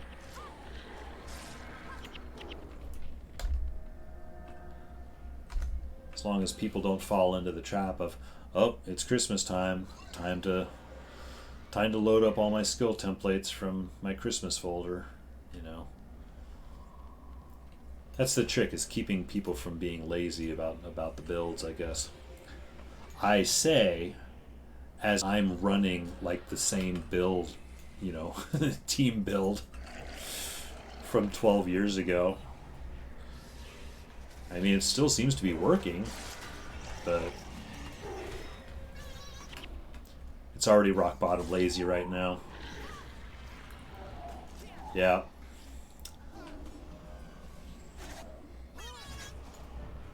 Oh, shoot. Alright. Sorry, everybody. Brace yourself for the, the bad sound effect.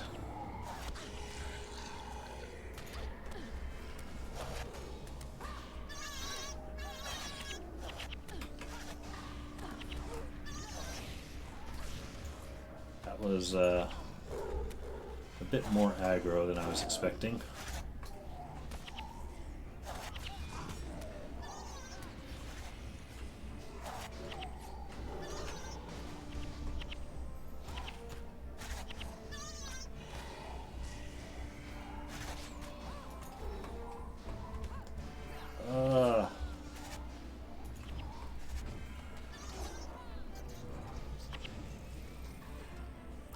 Oh, we're getting like SOS'd.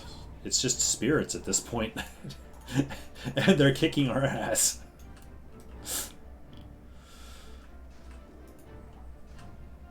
Amusement. Enameled shield. Ooh, require 9, too. That may in fact be good.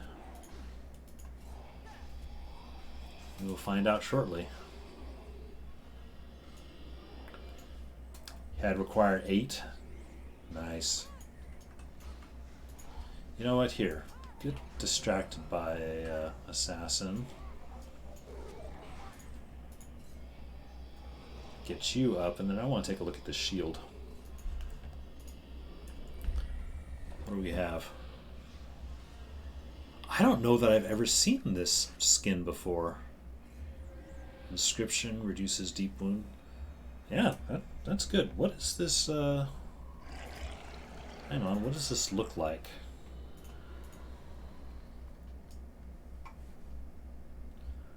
Oh, that is a nice looking shield.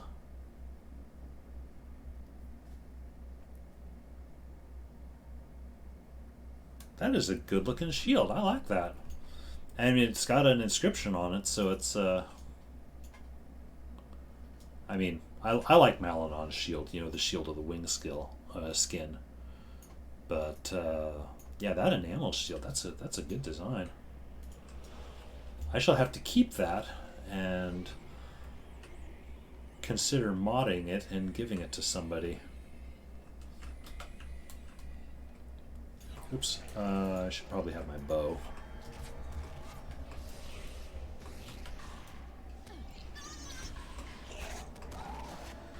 Boy, they really don't want my necromancer around, do they?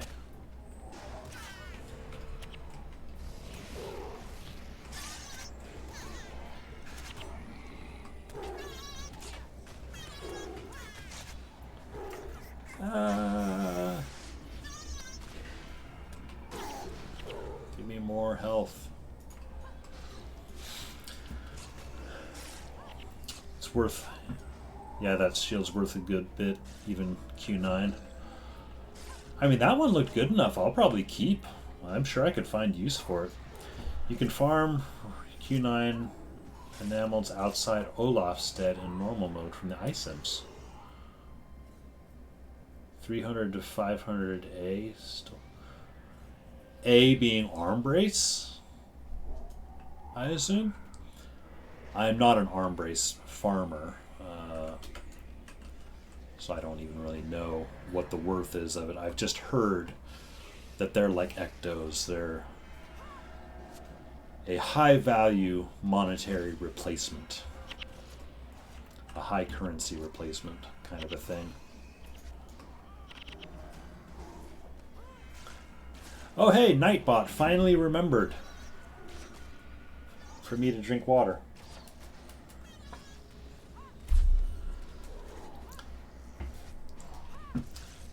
The requirement 8 enameled shields are in the 40 ecto range. Alright. Good to know.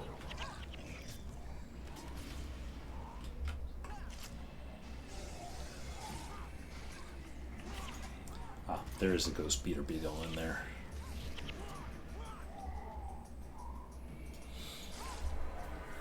Drink up, yep. And you know what? I'll drink even more. I have that timer on, since I'm not affiliate, I don't have bits, so I can't have you guys cash in bits to remind me. Although, if you guys happen to remember on your own, you know, to say, hey, drink every hour, that's cool. I will. Although this water's getting a little bit low. Sell me all you got. They're easy to farm. Requirement 9 Darkwing had a 1,000 offer. I do not know the Darkwing skin. I hear Darkwing, I think Darkwing Duck.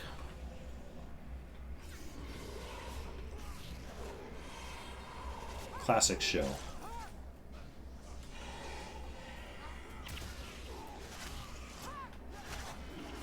I was in high school when Darkwing Duck was on TV.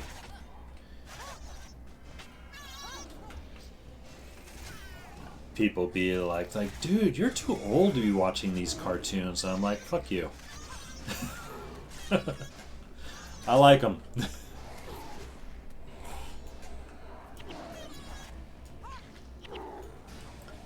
Enforced Defender. All right.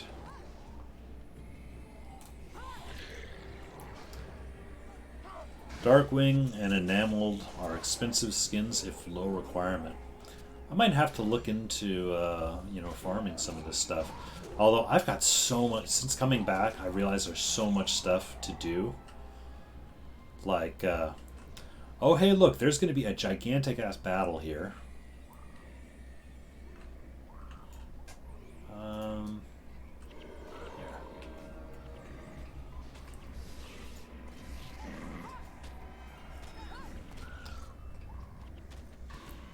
Oh, I just got licked by a frog. Licked by a frog.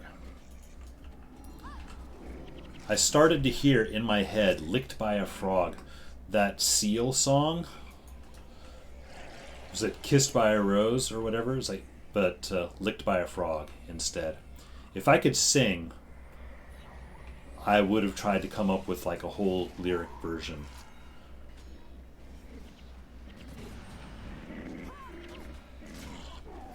I swear, it's like I can almost hear it in my head, and it's hilarious.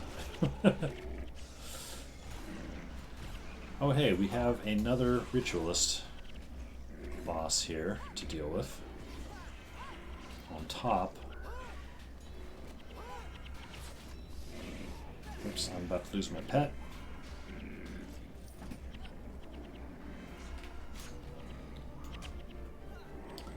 Alright. There, we lost a pet. Good part in Guild Wars 1, skins don't matter. Yep.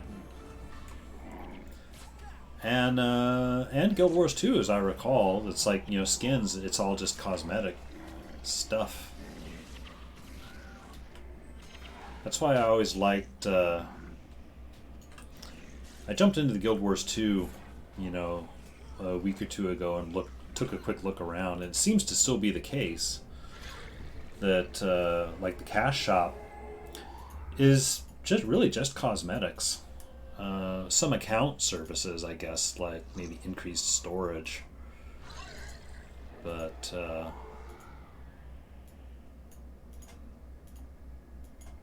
nothing game breaking really.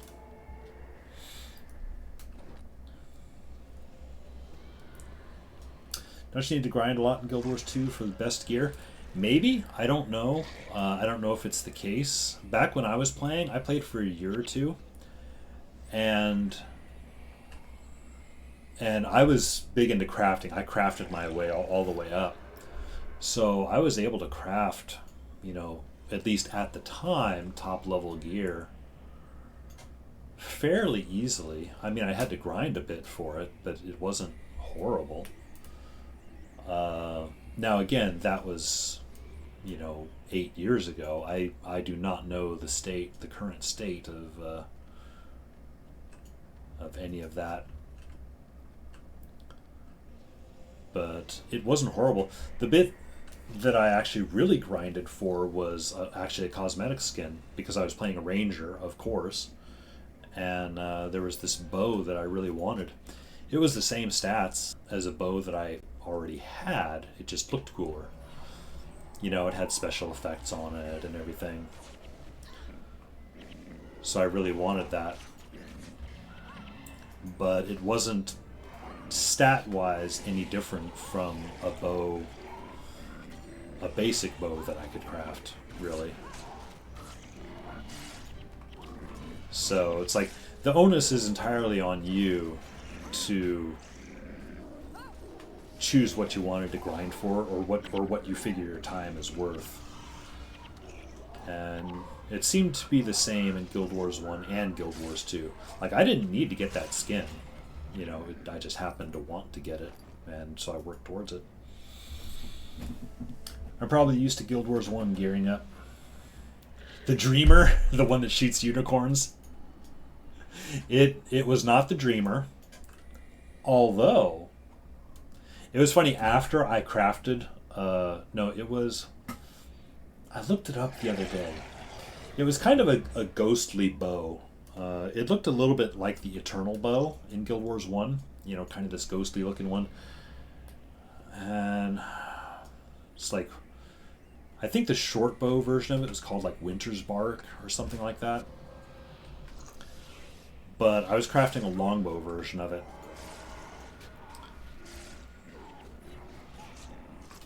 And...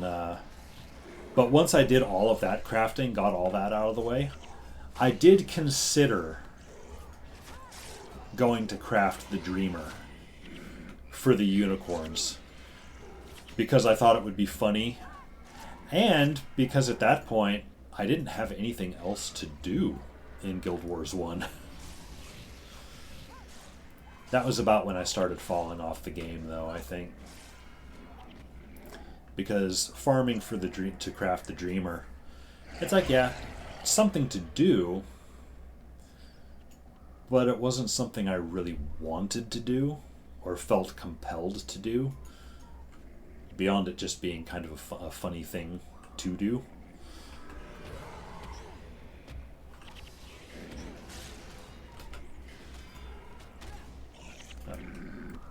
Let's get this guy back here.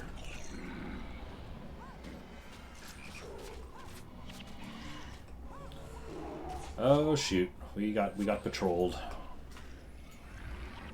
I knew there was a group back there, but I didn't realize they were coming up on us that quickly.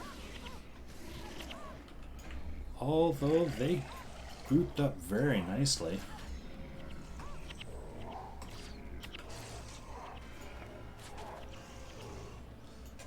Splinter saves my ass. Yep, they balled up very nicely for that, which they don't often do.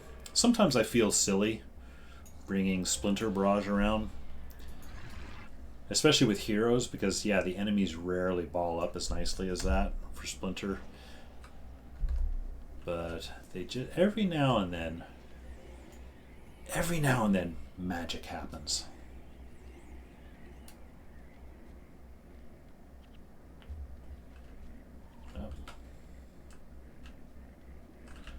Let's get these guys first.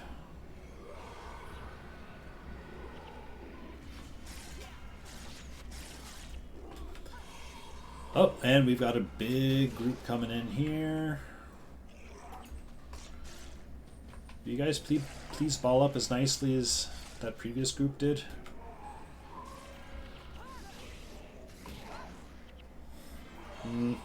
Not really.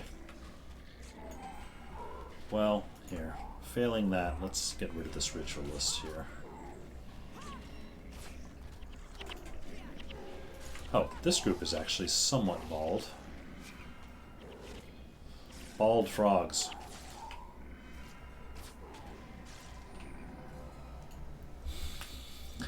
You get to feel like you're using E-Surge every once in a while. Yeah, every now and then. It's like a surprise E-Surge. You can have a surprise E-Surge as a treat, you know.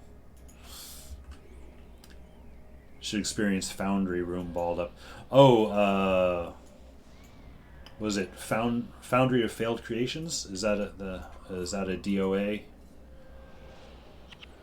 thing? I seem to remember that. I don't remember anything about it.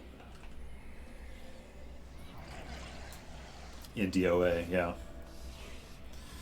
At some point, I will try to run DOA again. What I want to do, and I want to do the same thing for Underworld and Fissure of Woe, is I know a lot of people, run those in groups still. Like Rusty and some other streamers, like to run those.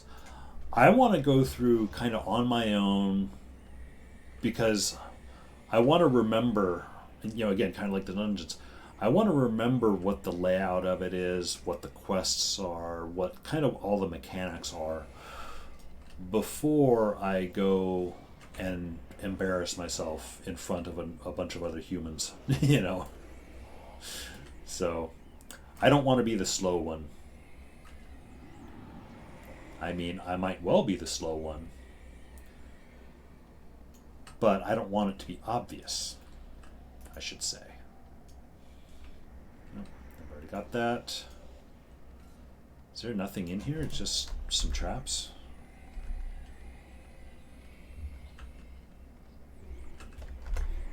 How big is this one? We've got to be getting close to the door.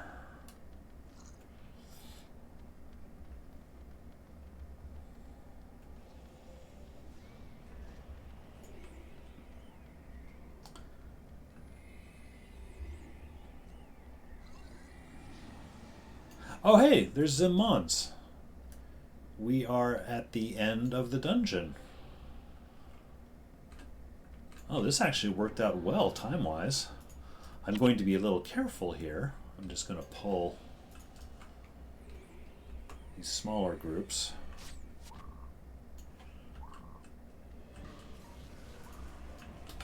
do the responsible thing. Well, as responsible as the game will let us be.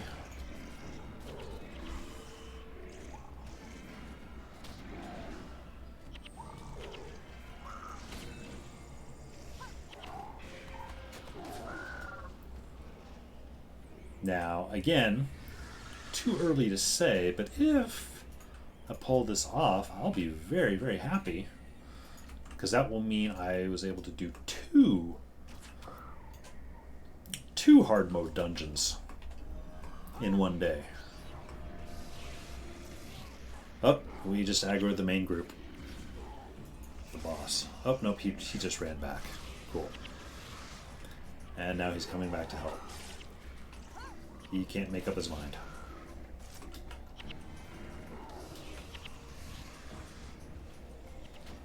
What's volley again? Small barrage. Yeah, it's up to 3 foes. So...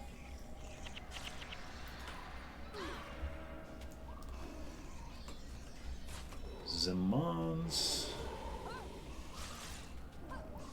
Yeah, pain inverter. Big numbers off pain inverter.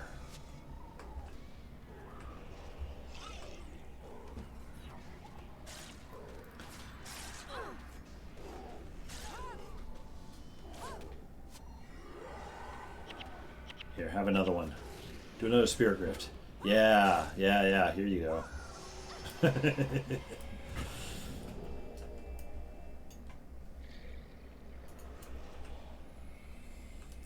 I swear, pain inverter is one of the most gratifying skills when it triggers perfectly like that. I love it.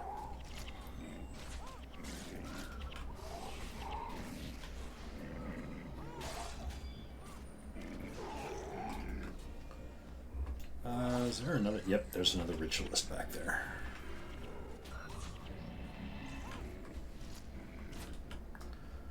Well, shoot. That was 2 hard mode dungeons in one day. It's like a new record. So let's see what some of these. Adamantine shield requires 10. Greater Dark Scimitar requires 11. Not great, but I am in the market for some iron. If you will be so good as to give me some iron. It did. A bit.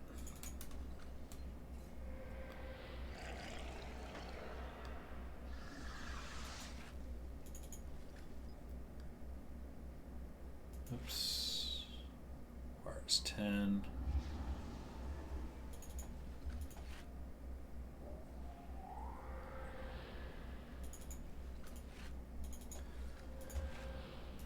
I don't know if superior absorption is worth anything. Oops, and I'm out of salvage.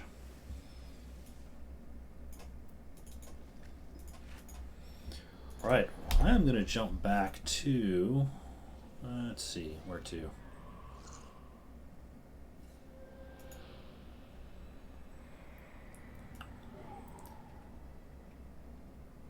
$100K in 2005. What was 100K? One of these things that I...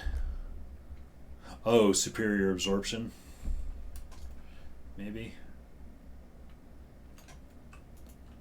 Watch, it'll be worth like 10 gold. I was glad I got a ritualist tome.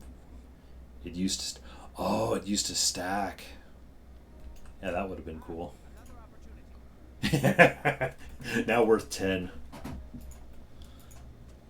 Worth the least amount ever. Alright, well, I shall do a little bit of merchanting. And shoot, I've got another 45 minutes or so. Not enough time to run a dungeon, though, but I'm wondering what else should I do? Oh, I think this is another tip that Yoon mentioned is have both regular salvage and super salvage. Regular salvage for regular stuff, especially if I'm just trying to get like things like iron. Sentient vines, plant fiber. Yeah, I do need that.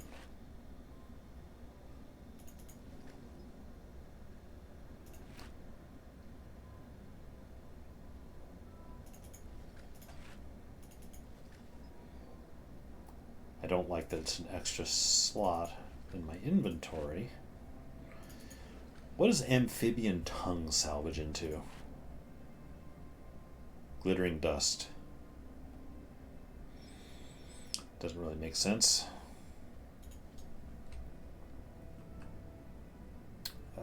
Chest.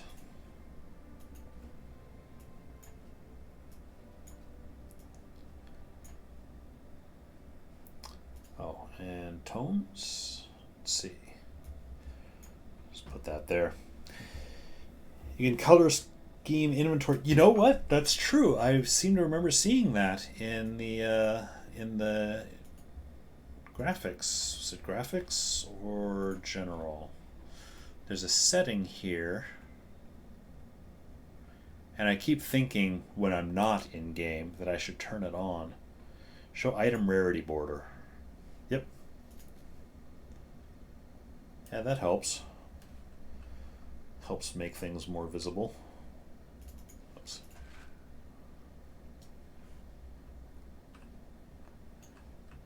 Yeah, thanks for that, Guild Wars Coast.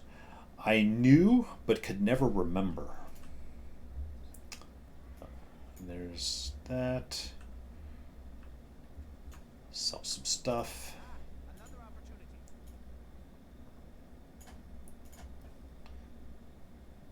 And I guess I will just sell this stuff off. These diagnoses require 12. I'll not deal with those.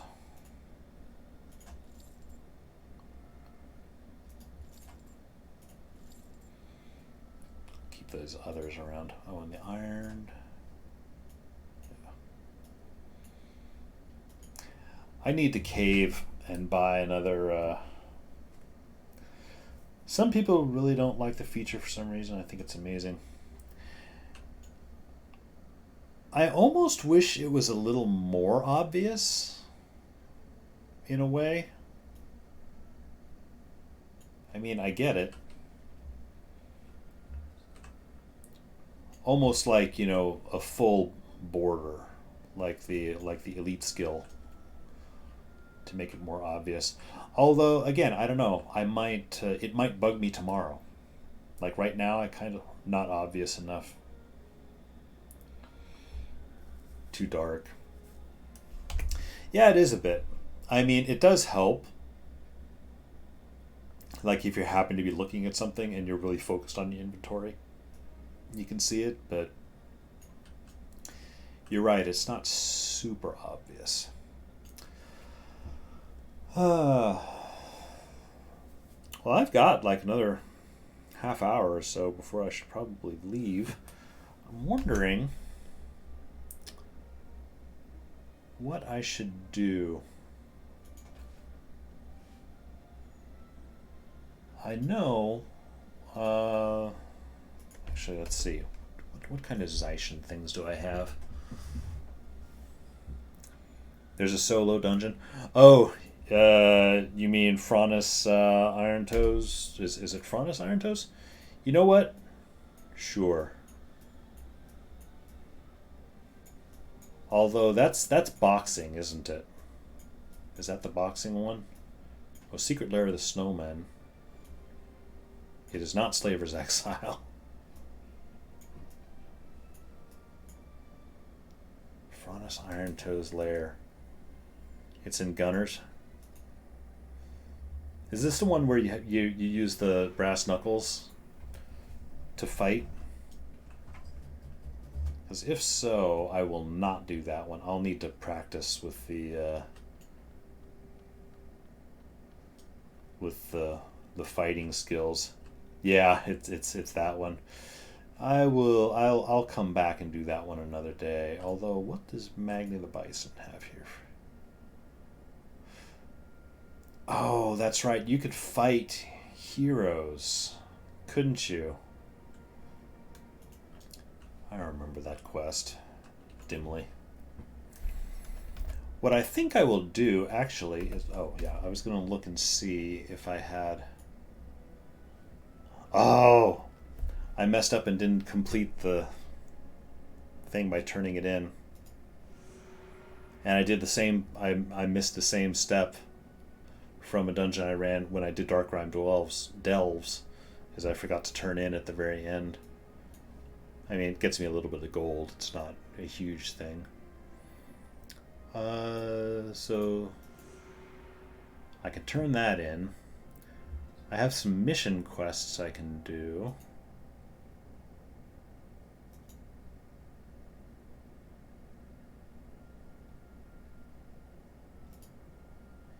You know, maybe I'll do this. Black Tide Den. I have not done this mission. Again, 10 plus years, it'll be like new to me. Goes, that one. It's like, oh man, you're gonna psych me out, you're gonna scare me. Like, oh no, not that one. Anything but that one. Could do some Dajka Inlet challenge for some hero armors. That is true. I do have hero armors on, I don't think all of my heroes, but a number of them. Oh, you can be in a party of 8 here. I thought you could only be like party of like 4 or 6 while you were on the starter island. Maybe that's factions.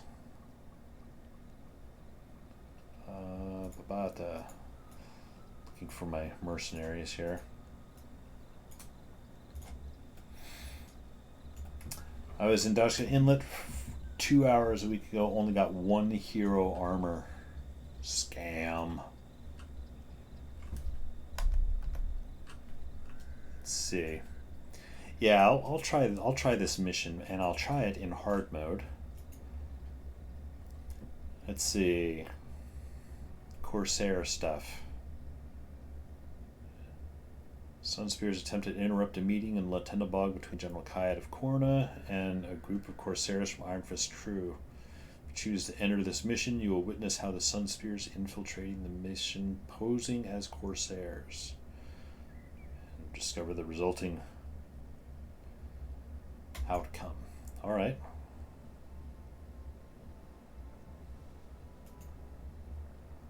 Oh, Talcor needs to be in here. Right. What does she have on her? Oh, she's got the same ZB build. For full account, hero armors, I need like 120 cloths. Yikes. I don't think I did all of them, but I did some of them. Enough to dedicate some in the Hall of Monuments. I don't know how many were needed for that. Yeah, Talcor is one of them. She's wearing one of them, I think. Find General Kayat. Oops. Yeah. Well, I'll just go out and kill some stuff.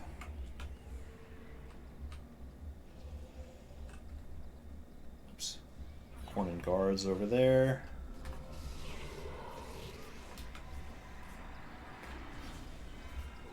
I need to do a mission anyway because I need to clear out my my Zaishin. I need to make room to pick up a new Zaishin quest today anyway. I plan on doing full 50 hollow monuments on all your Guams. Oh, so much pain. You are not kidding. This character, this ranger, is the only Guam I have, and she's at 31 of 50 hollow monuments, and I don't feel any particular need to push her beyond.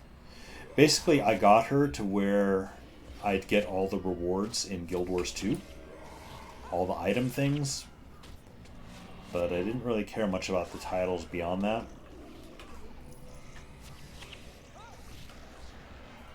That level of grind, I cannot imagine. I mean, by all means, do your thing, Yun. I wish you well. But wow. Oh wait, look at the map. Iron Fist is going to have our heads if we're late to meet the Cornins. Is there a bonus for this? Eliminate Iron Fist envoy and crew. Well, that's them.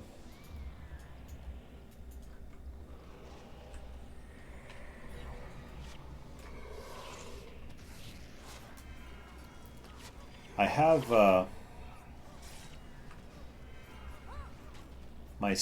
have a secondary account that I just started fresh, a fresh character for, and I stream that on Sundays.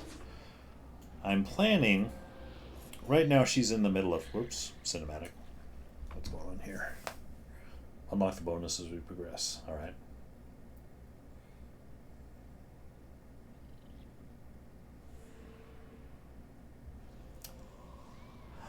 The cinematic just so we could change clothes.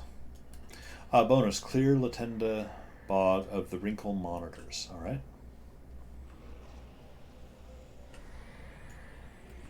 There's one right over here.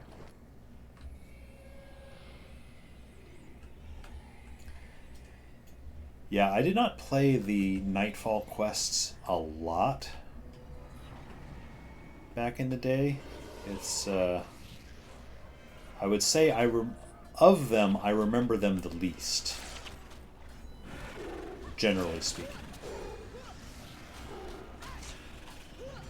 At least, certainly the ones on the island, because I only did the island quests on the on my dervish and on my paragon. Otherwise, I brought all my other professions over from other campaigns, so they would always start right on the continent. I really wish you could look like a Corsair all the time. The outfit looks cool. It is a cool outfit. I mean, I would imagine maybe there's a tonic you can get for that. Are these guys gonna... Okay, they're just blocking the way. I thought they might turn into bad guys once we approached, but I guess not.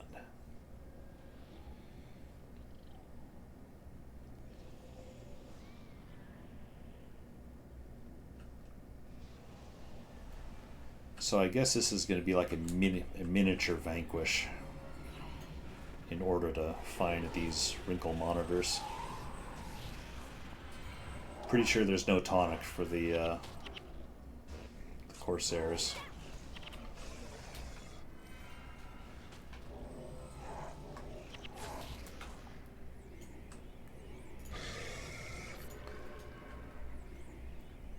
At least not one you could regularly get. Maybe there's like some random spawn one, but...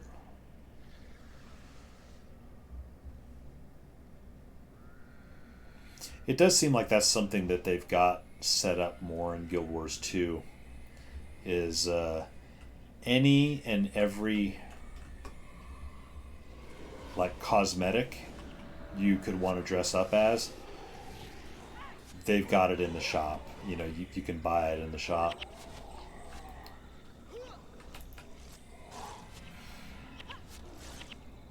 There's a toolbox tonic. Let's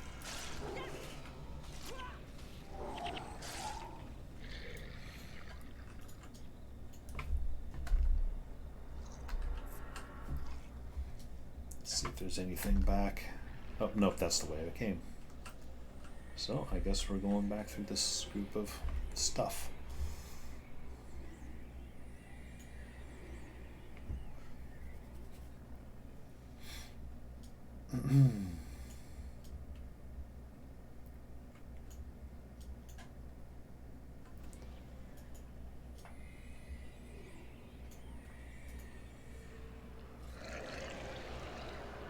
Follow him to the meeting with Kayat. Where's the... Although, is that going to mess with trying to get the bonus?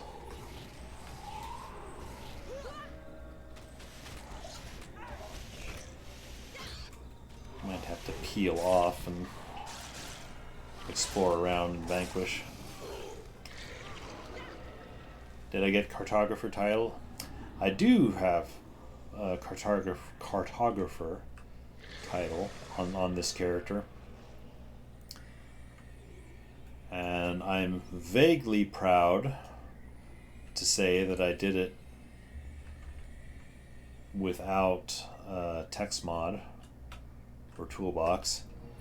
It sucked, but I did it the old-fashioned way by taking screen grabs and doing different smats in Photoshop, you know, to try to see where stuff was. Most of the time I actually sort of knew where things were, but every now and then there was a troublesome mat that would... Yeah, cartography really sucked. That's one of those never again kind of things. I'm gonna leave him there. I want to go over this way and see if there's a wrinkle monitor over here at all.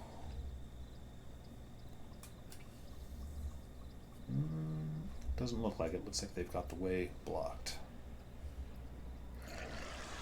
Guild Wars 2, it's a lot better. Yeah, Guild Wars 2, they you could feel a pretty solid influence from like the Ubisoft games in terms of like map stuff. Like, here's markers on the map to do anything and everything that you need to. Which is good for direction. I don't know if it necessarily made me feel like I was actually exploring the map quite as much, so much as it felt like I was just checking things off a checklist.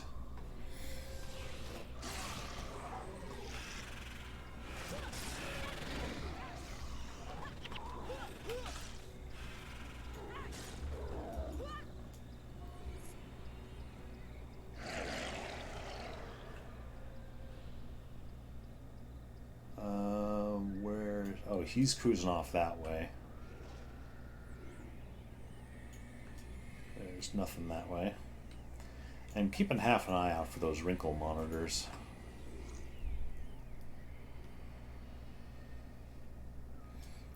I just don't like to search for stuff. It is fastest to just have a... I'm going to leave him there. Maybe there's one over here. It is definitely fastest to have a marker on your map that says go here. Where are you going? You need to follow me. Well, I want to see what's over here, man. Nope, doesn't look like there'll be anything over there. Alright.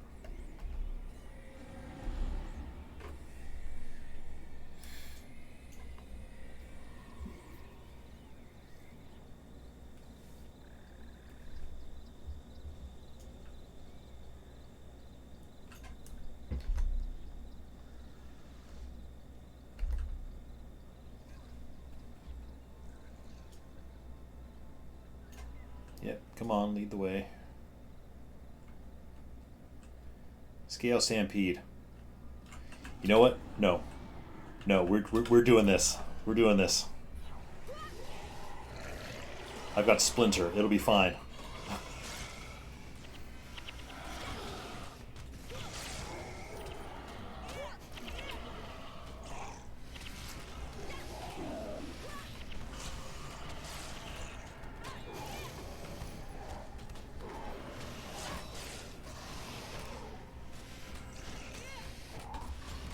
See, I don't see what that guy was worried about. It's no problem.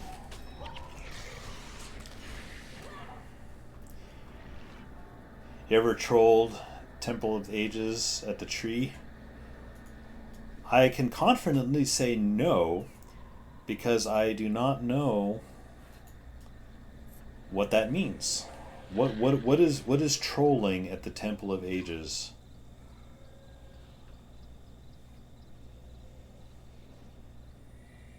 Is there like a blocking thing you do or something? Can I go around?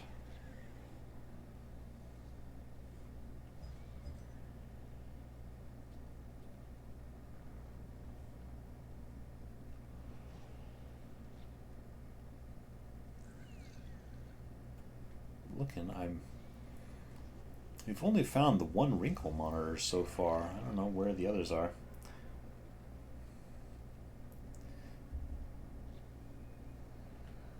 Tell people to trade with you, but they can't.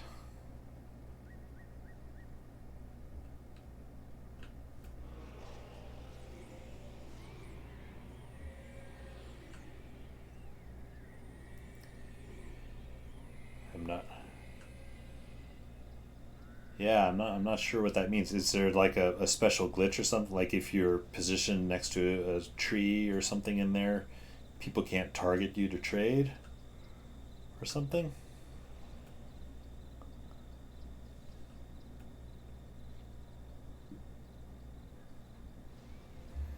I don't even remember a tree in TOA, come to think of it. I mean, I remember the two shrines, of course. Well, actually, no. There's like 3 shrines in there. It's just only 2 of them actually do anything, I think. Behind the Melandru statue. First to trade me gets an ecto. Oh, I see. So you lure people to try to do this, an untradeable trade.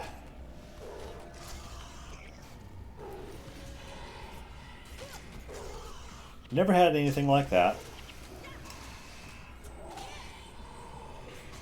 I did have one guy, and I can't explain the mental gymnastics that led me here from your little description, but it was this guy. I was running in a pug somewhere. I'm doing some mission. I don't even remember what it was. But me and this one guy and I needed to pop out and go to a town somewhere for something. We needed like to pick up a skill book or a signet to capture or whatever. I forget what it was. So anyway, we drop out of the party. We port to this one town, and while we're in this town, he whispers me. He's like, "Hey, your character's really hot. You want an ERP?" Now, I was vaguely aware of ERP, enough to know what it stood for. Had no interest in it. Now, of course, I'm playing as a female character, a female archer. And once I recovered from laughing just at the idea this guy wanted to ERP with my character, he then whispered, before I could even respond to him, he whispered back like, "Oh, but if you don't want it, it's cool. It would really suck if you're actually a dude." I think I just shut the game down at that point. I'm like, I can't deal with that scene. That's not my scene in game. Was it an assassin? I honestly do not remember. I think it was a war. Actually, I think it was a warrior.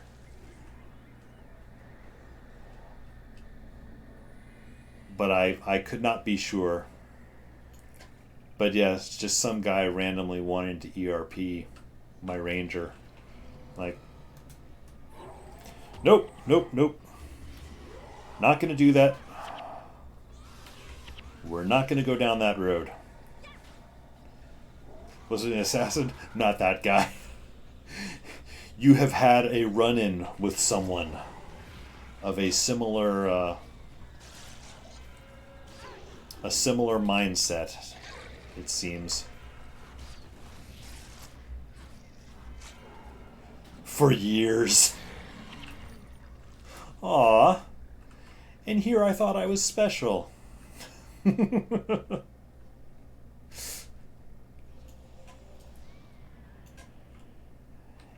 Yeah, it's like things like that, like little moments like that, kind of made me pretty much stick to the social activities, or keep the social activities just within guild. It's like, random people are weird, as it turns out. I'm still looking for wrinkle monitors in here, man. They're just not.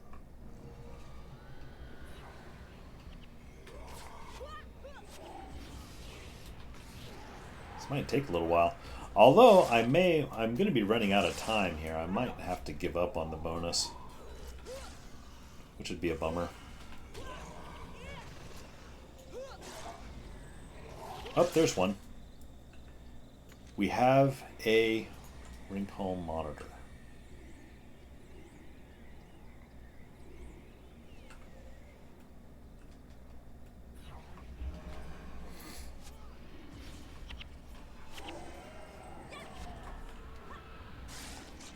I have 3 remaining.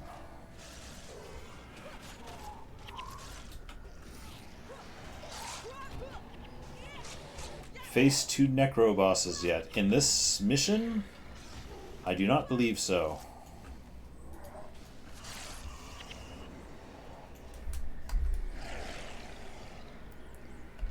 There's a large open area. You know what? Oops. This map is too big. So there's frigid scales that way. I'll bet you there's one up here. Yep, there's a wrinkle monitor up there. Along with a boss of some sort.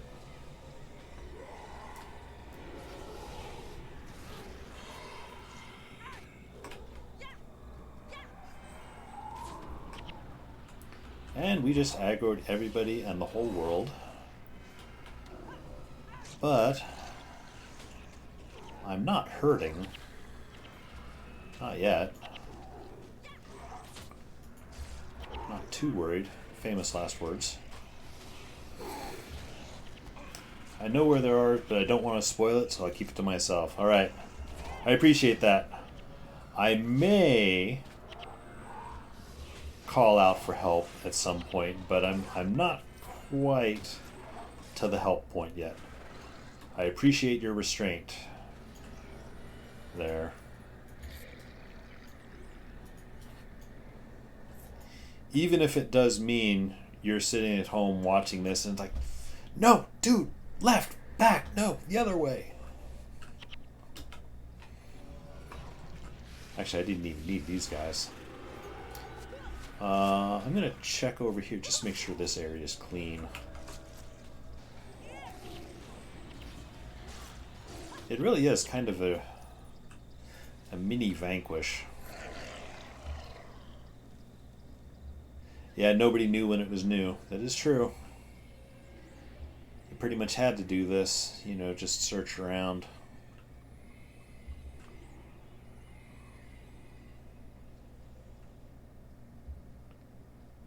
And the Cornin guards are there. And I wasn't able to get that way because those guys are blocking the way up there.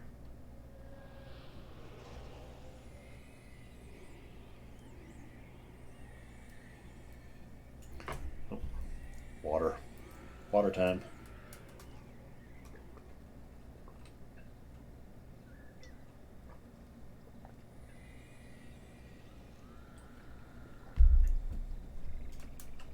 I'm using the X-ray vision a lot so I can see things farther out and through walls.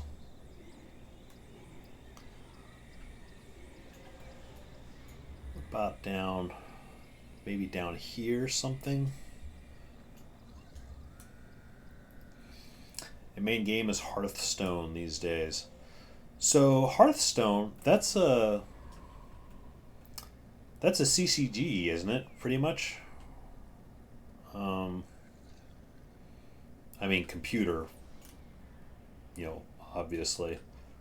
I don't know that they sell physical cards for that. I think I played it once and it seemed cool, but I wasn't sure about the player versus player aspect of it. Because it seemed like one of those where it's like when you start, you just get instantly stomped. And it was a little tough to kind of grow to be useful. Or grow to have a useful deck of some sort. It can get expensive.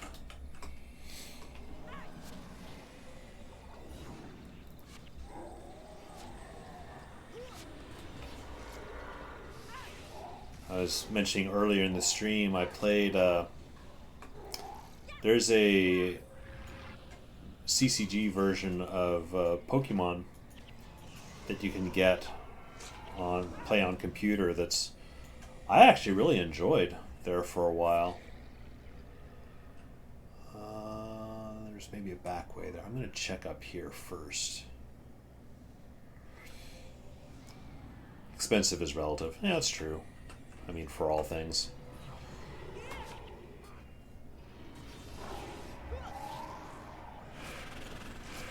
Those were pain inverter numbers over there.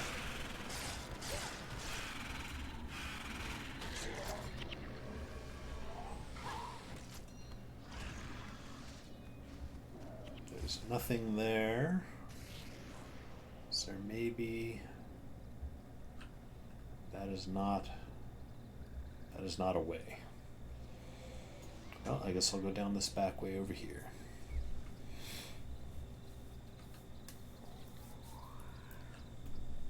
Every now and then I kind of want to get into a CCG of some sort, but I don't know.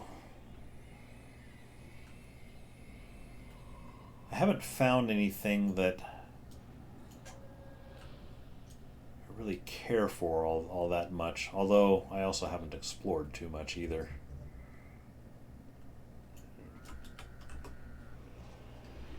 Clear out some griffins here.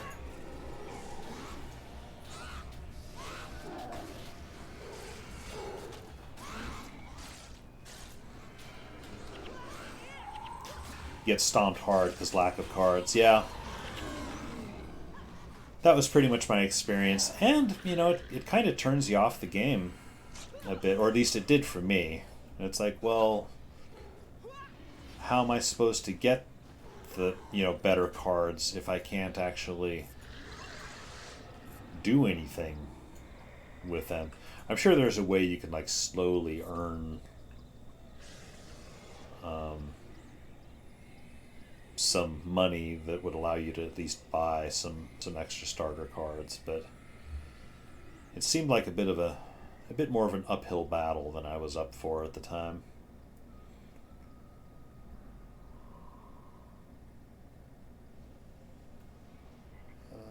This is the end of this. Yep, that's invisible walls.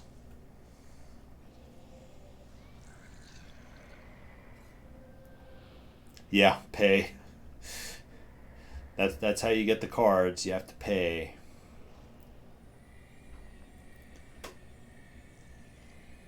That's not a great selling point. There are a handful of games that I have played like that, though, where it's like you're maybe at a starting disadvantage, but you can still actually play.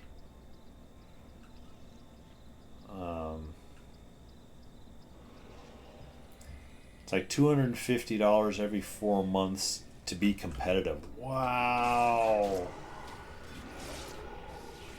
That's, you know, $1,000 a year, man. Yeah, that's expensive.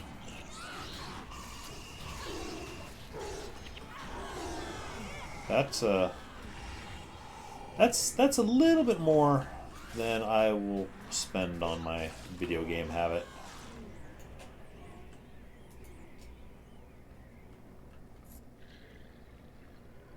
Oh, I just cleared that mob, so...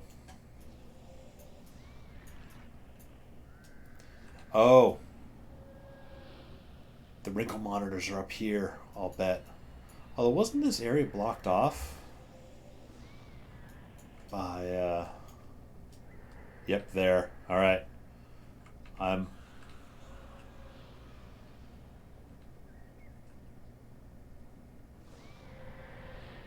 Okay, if those monsters aren't actually going to attack that guy, I'm going to go up and hit that spot. I thought there were cornered guards guarding that area, but... Yeah, I think there were guards guarding here, but maybe not here. Join me for walking simulator. Well, running simulator now.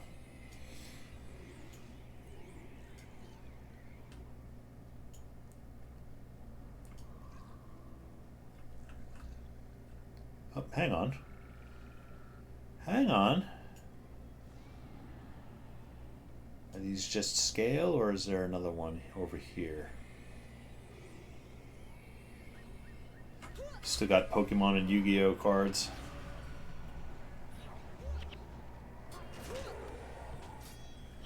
Whenever I think Yu-Gi-Oh, I remember this story. Well, it's not a story, it's true. That we had many years ago.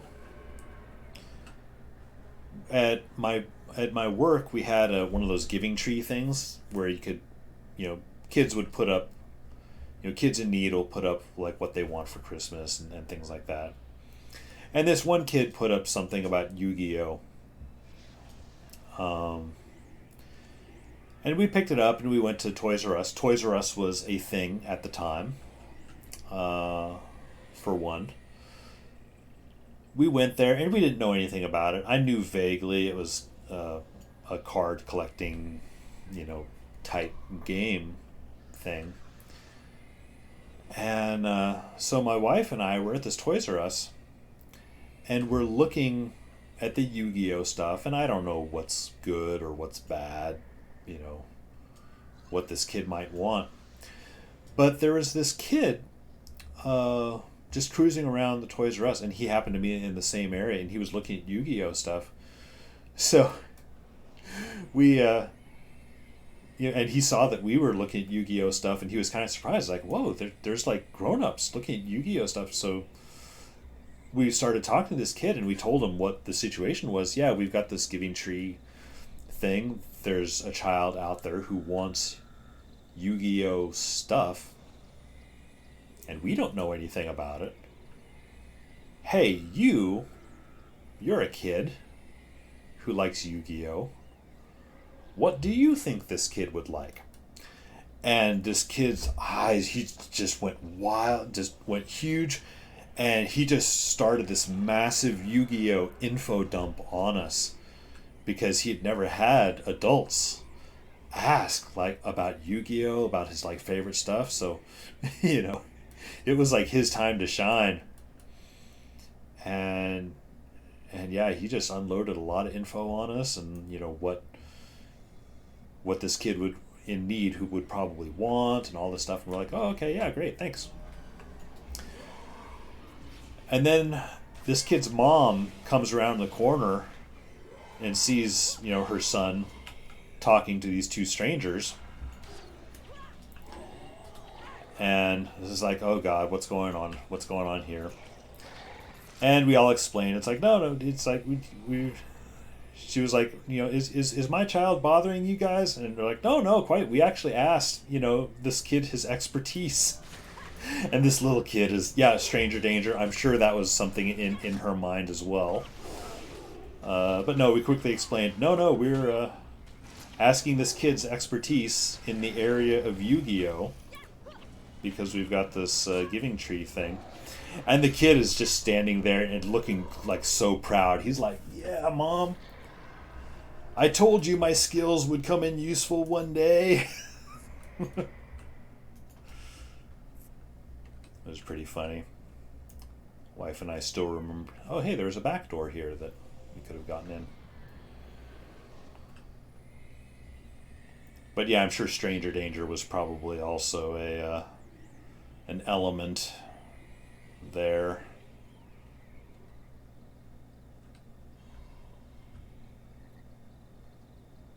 Alright, there's one. I think I still have two more after this. Oh, there's another one there. Okay.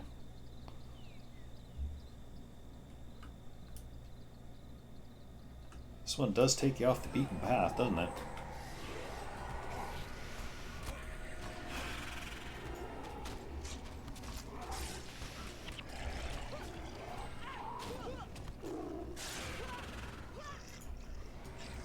Get this guy. I have one remaining. Oh, well, that's perfect, because that one is right over there. Sweet.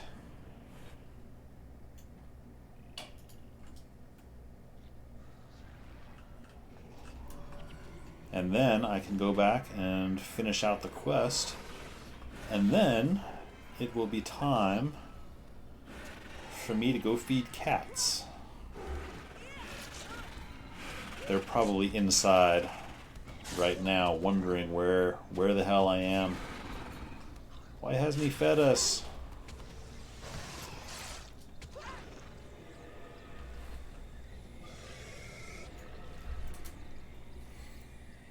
All right. I guess I could just go cut straight through here.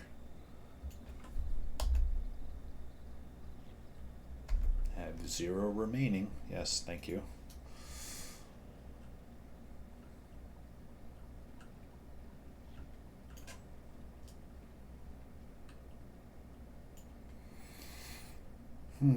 Busy with important things.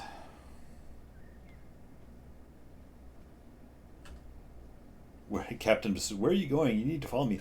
Dude, that was one hell of a yell. He's way the hell over here somewhere. You hear him yelling all the way across the bog. Where are you going? Come with me. Get moving.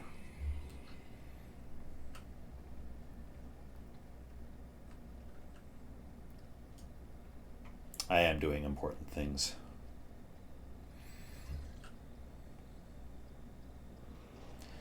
But yeah, I've got a new account that I play on Sunday afternoons. Currently about halfway through Prophecies. And then once I finish Prophecies, and I'm doing it, it's not really Iron Man challenge, it's more Aluminum Man challenge, where I kind of play the game as it was released. Like no jump, no running to Kaining Center to get max armor once you get to Lion's Arch. No running to Kaining Center.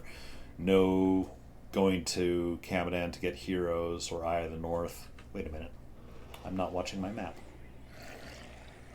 And just playing with henchmen. Until such time as heroes actually became available, chronologically speaking. So meaning I'm going to suffer with regular henchmen through the rest of Prophecies, through factions, and then get to Nightfall. And it's actually been a little bit refreshing. Nice. Yeah, it is an interesting way to kind of refresh the game. It does make the game much more challenging, I will admit, because henchmen don't have particularly strong builds on them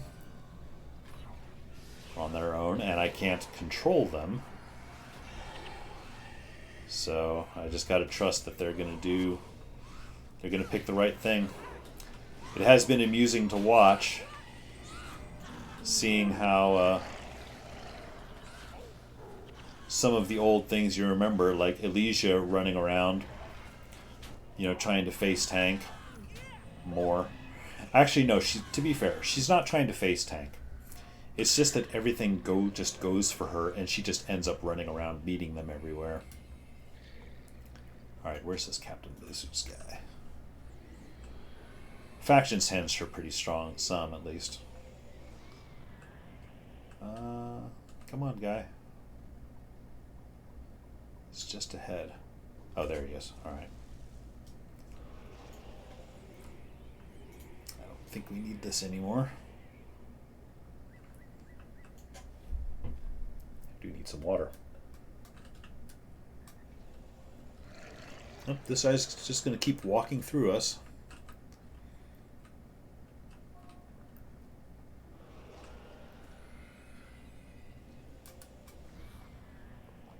I'm not here to merely hand out gold to his lackeys. Who are you calling a lackey? We're not even corsairs, you old fool. Tell me, how is admitting your treachery to Sky Sun Spears? I have no idea what's going on in here. It's been so long since I played Nightfall. Oh. We suddenly have bad guys to deal with. Alright. Look at all those yellow numbers.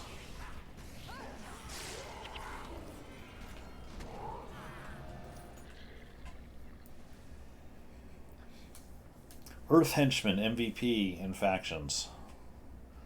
Oh, was that Herta? Oops. Yeah, I'll just skip that. I'm going to save the refresh of story for when I actually take my my new account character through Nightfall. But that should have gotten me that mission and bonus and hard mode. A lot of hard mode today. 2 hard mode dungeons and a hard mode mission. I would not have thunk it. Got that. Got that. I'm in it for the gold coins. Because I did not realize... Oh, I do not have 10 yet. I did not realize that these superior runes of holding were a thing. Back in the day, I got the heavy equipment pack, but I did not realize the superior runes of holding were there. So I suddenly felt like, oh, I've got to do that. I've got to get the runes. Divinity Coast. Now that I've made room. Oh, I'm going to have to do a Vanquish later. Bigger bag. Fairly new. Okay. So I don't feel like I necessarily kill Plague of Destruction at Raven's Point. So now I have the choice. You know, actually, this is cool. I can have chat vote for dungeon for next week, because it was between what, Ula's Lab or Raven's Point now. So I don't know how many people are in chat right now. Looks like Yoon, Andrina, and Guild Wars Coast. If you feel like voting, I don't have an actual vote setup, or at least not one that works. I have Nightbot that kicks you out to a straw poll website, but it doesn't seem to even work. If you would like to control my destiny for next Saturday, do a roll 20, or it's a exclamation D20, that command, and whoever rolls highest, besides myself, I got lucky on that 20, whoever rolls highest will get to choose between Raven's Point or Ula's Lab for me next week, if you're interested.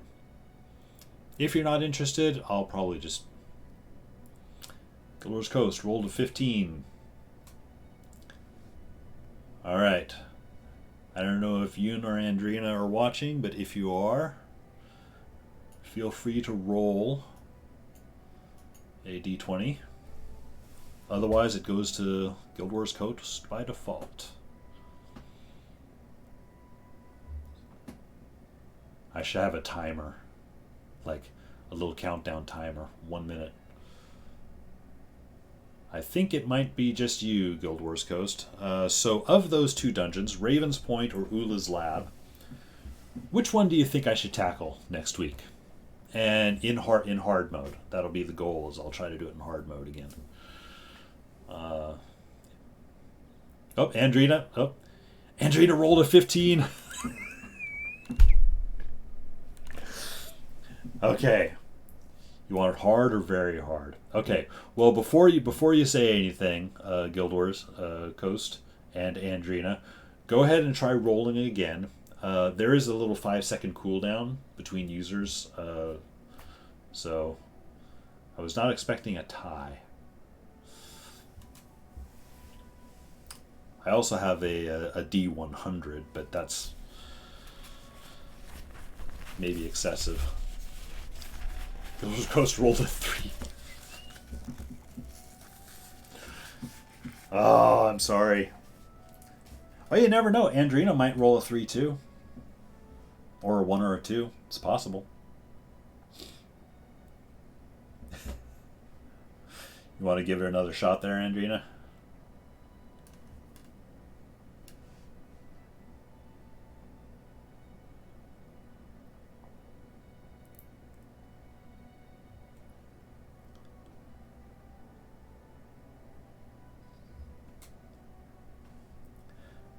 I'm going to have to look at like having a little countdown thing of some sort.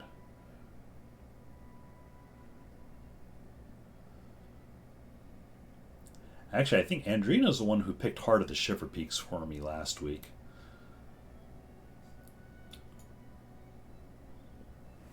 Well, Coast, what would you, of the two, what do you think? And it may well end up be that I end up running both dungeons, but let's say whatever you choose will be the first one that I attempt. What do you think? Ula's Lab or Raven's Point?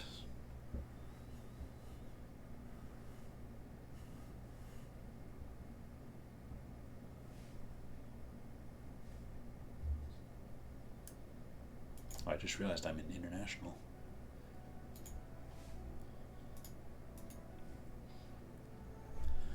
And I don't necessarily care about difficulty. If I fail doing a dungeon in hard mode, and if it looks unbeatable for me in hard mode with like whatever my builds are, I have no problem then switching to normal mode. I've done that on some dungeons in the past if they seem excessively difficult.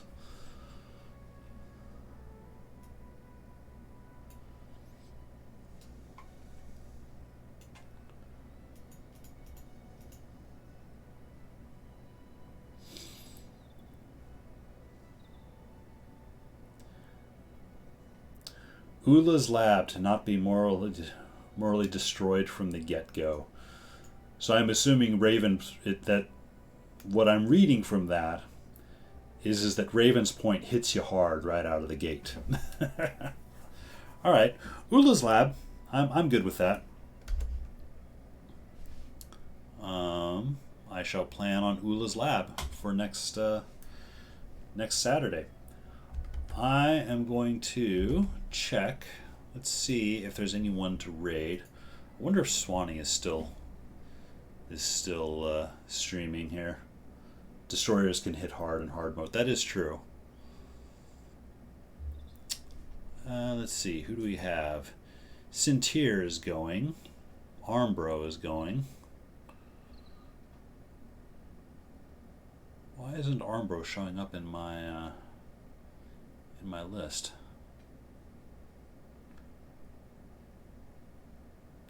I do not know. Well, here, I'm going to go ahead and set up a quick raid on Sintier and call this stream over. It is time to feed cats. Thanks, Andrina, Coast, and everyone else in the stream for hanging out. And I'll see you potentially tomorrow if you want to join in on my new account, or otherwise next week for Ula's Lab. Thanks for hanging out. I'll see you guys later. And I'm sending a raid command now.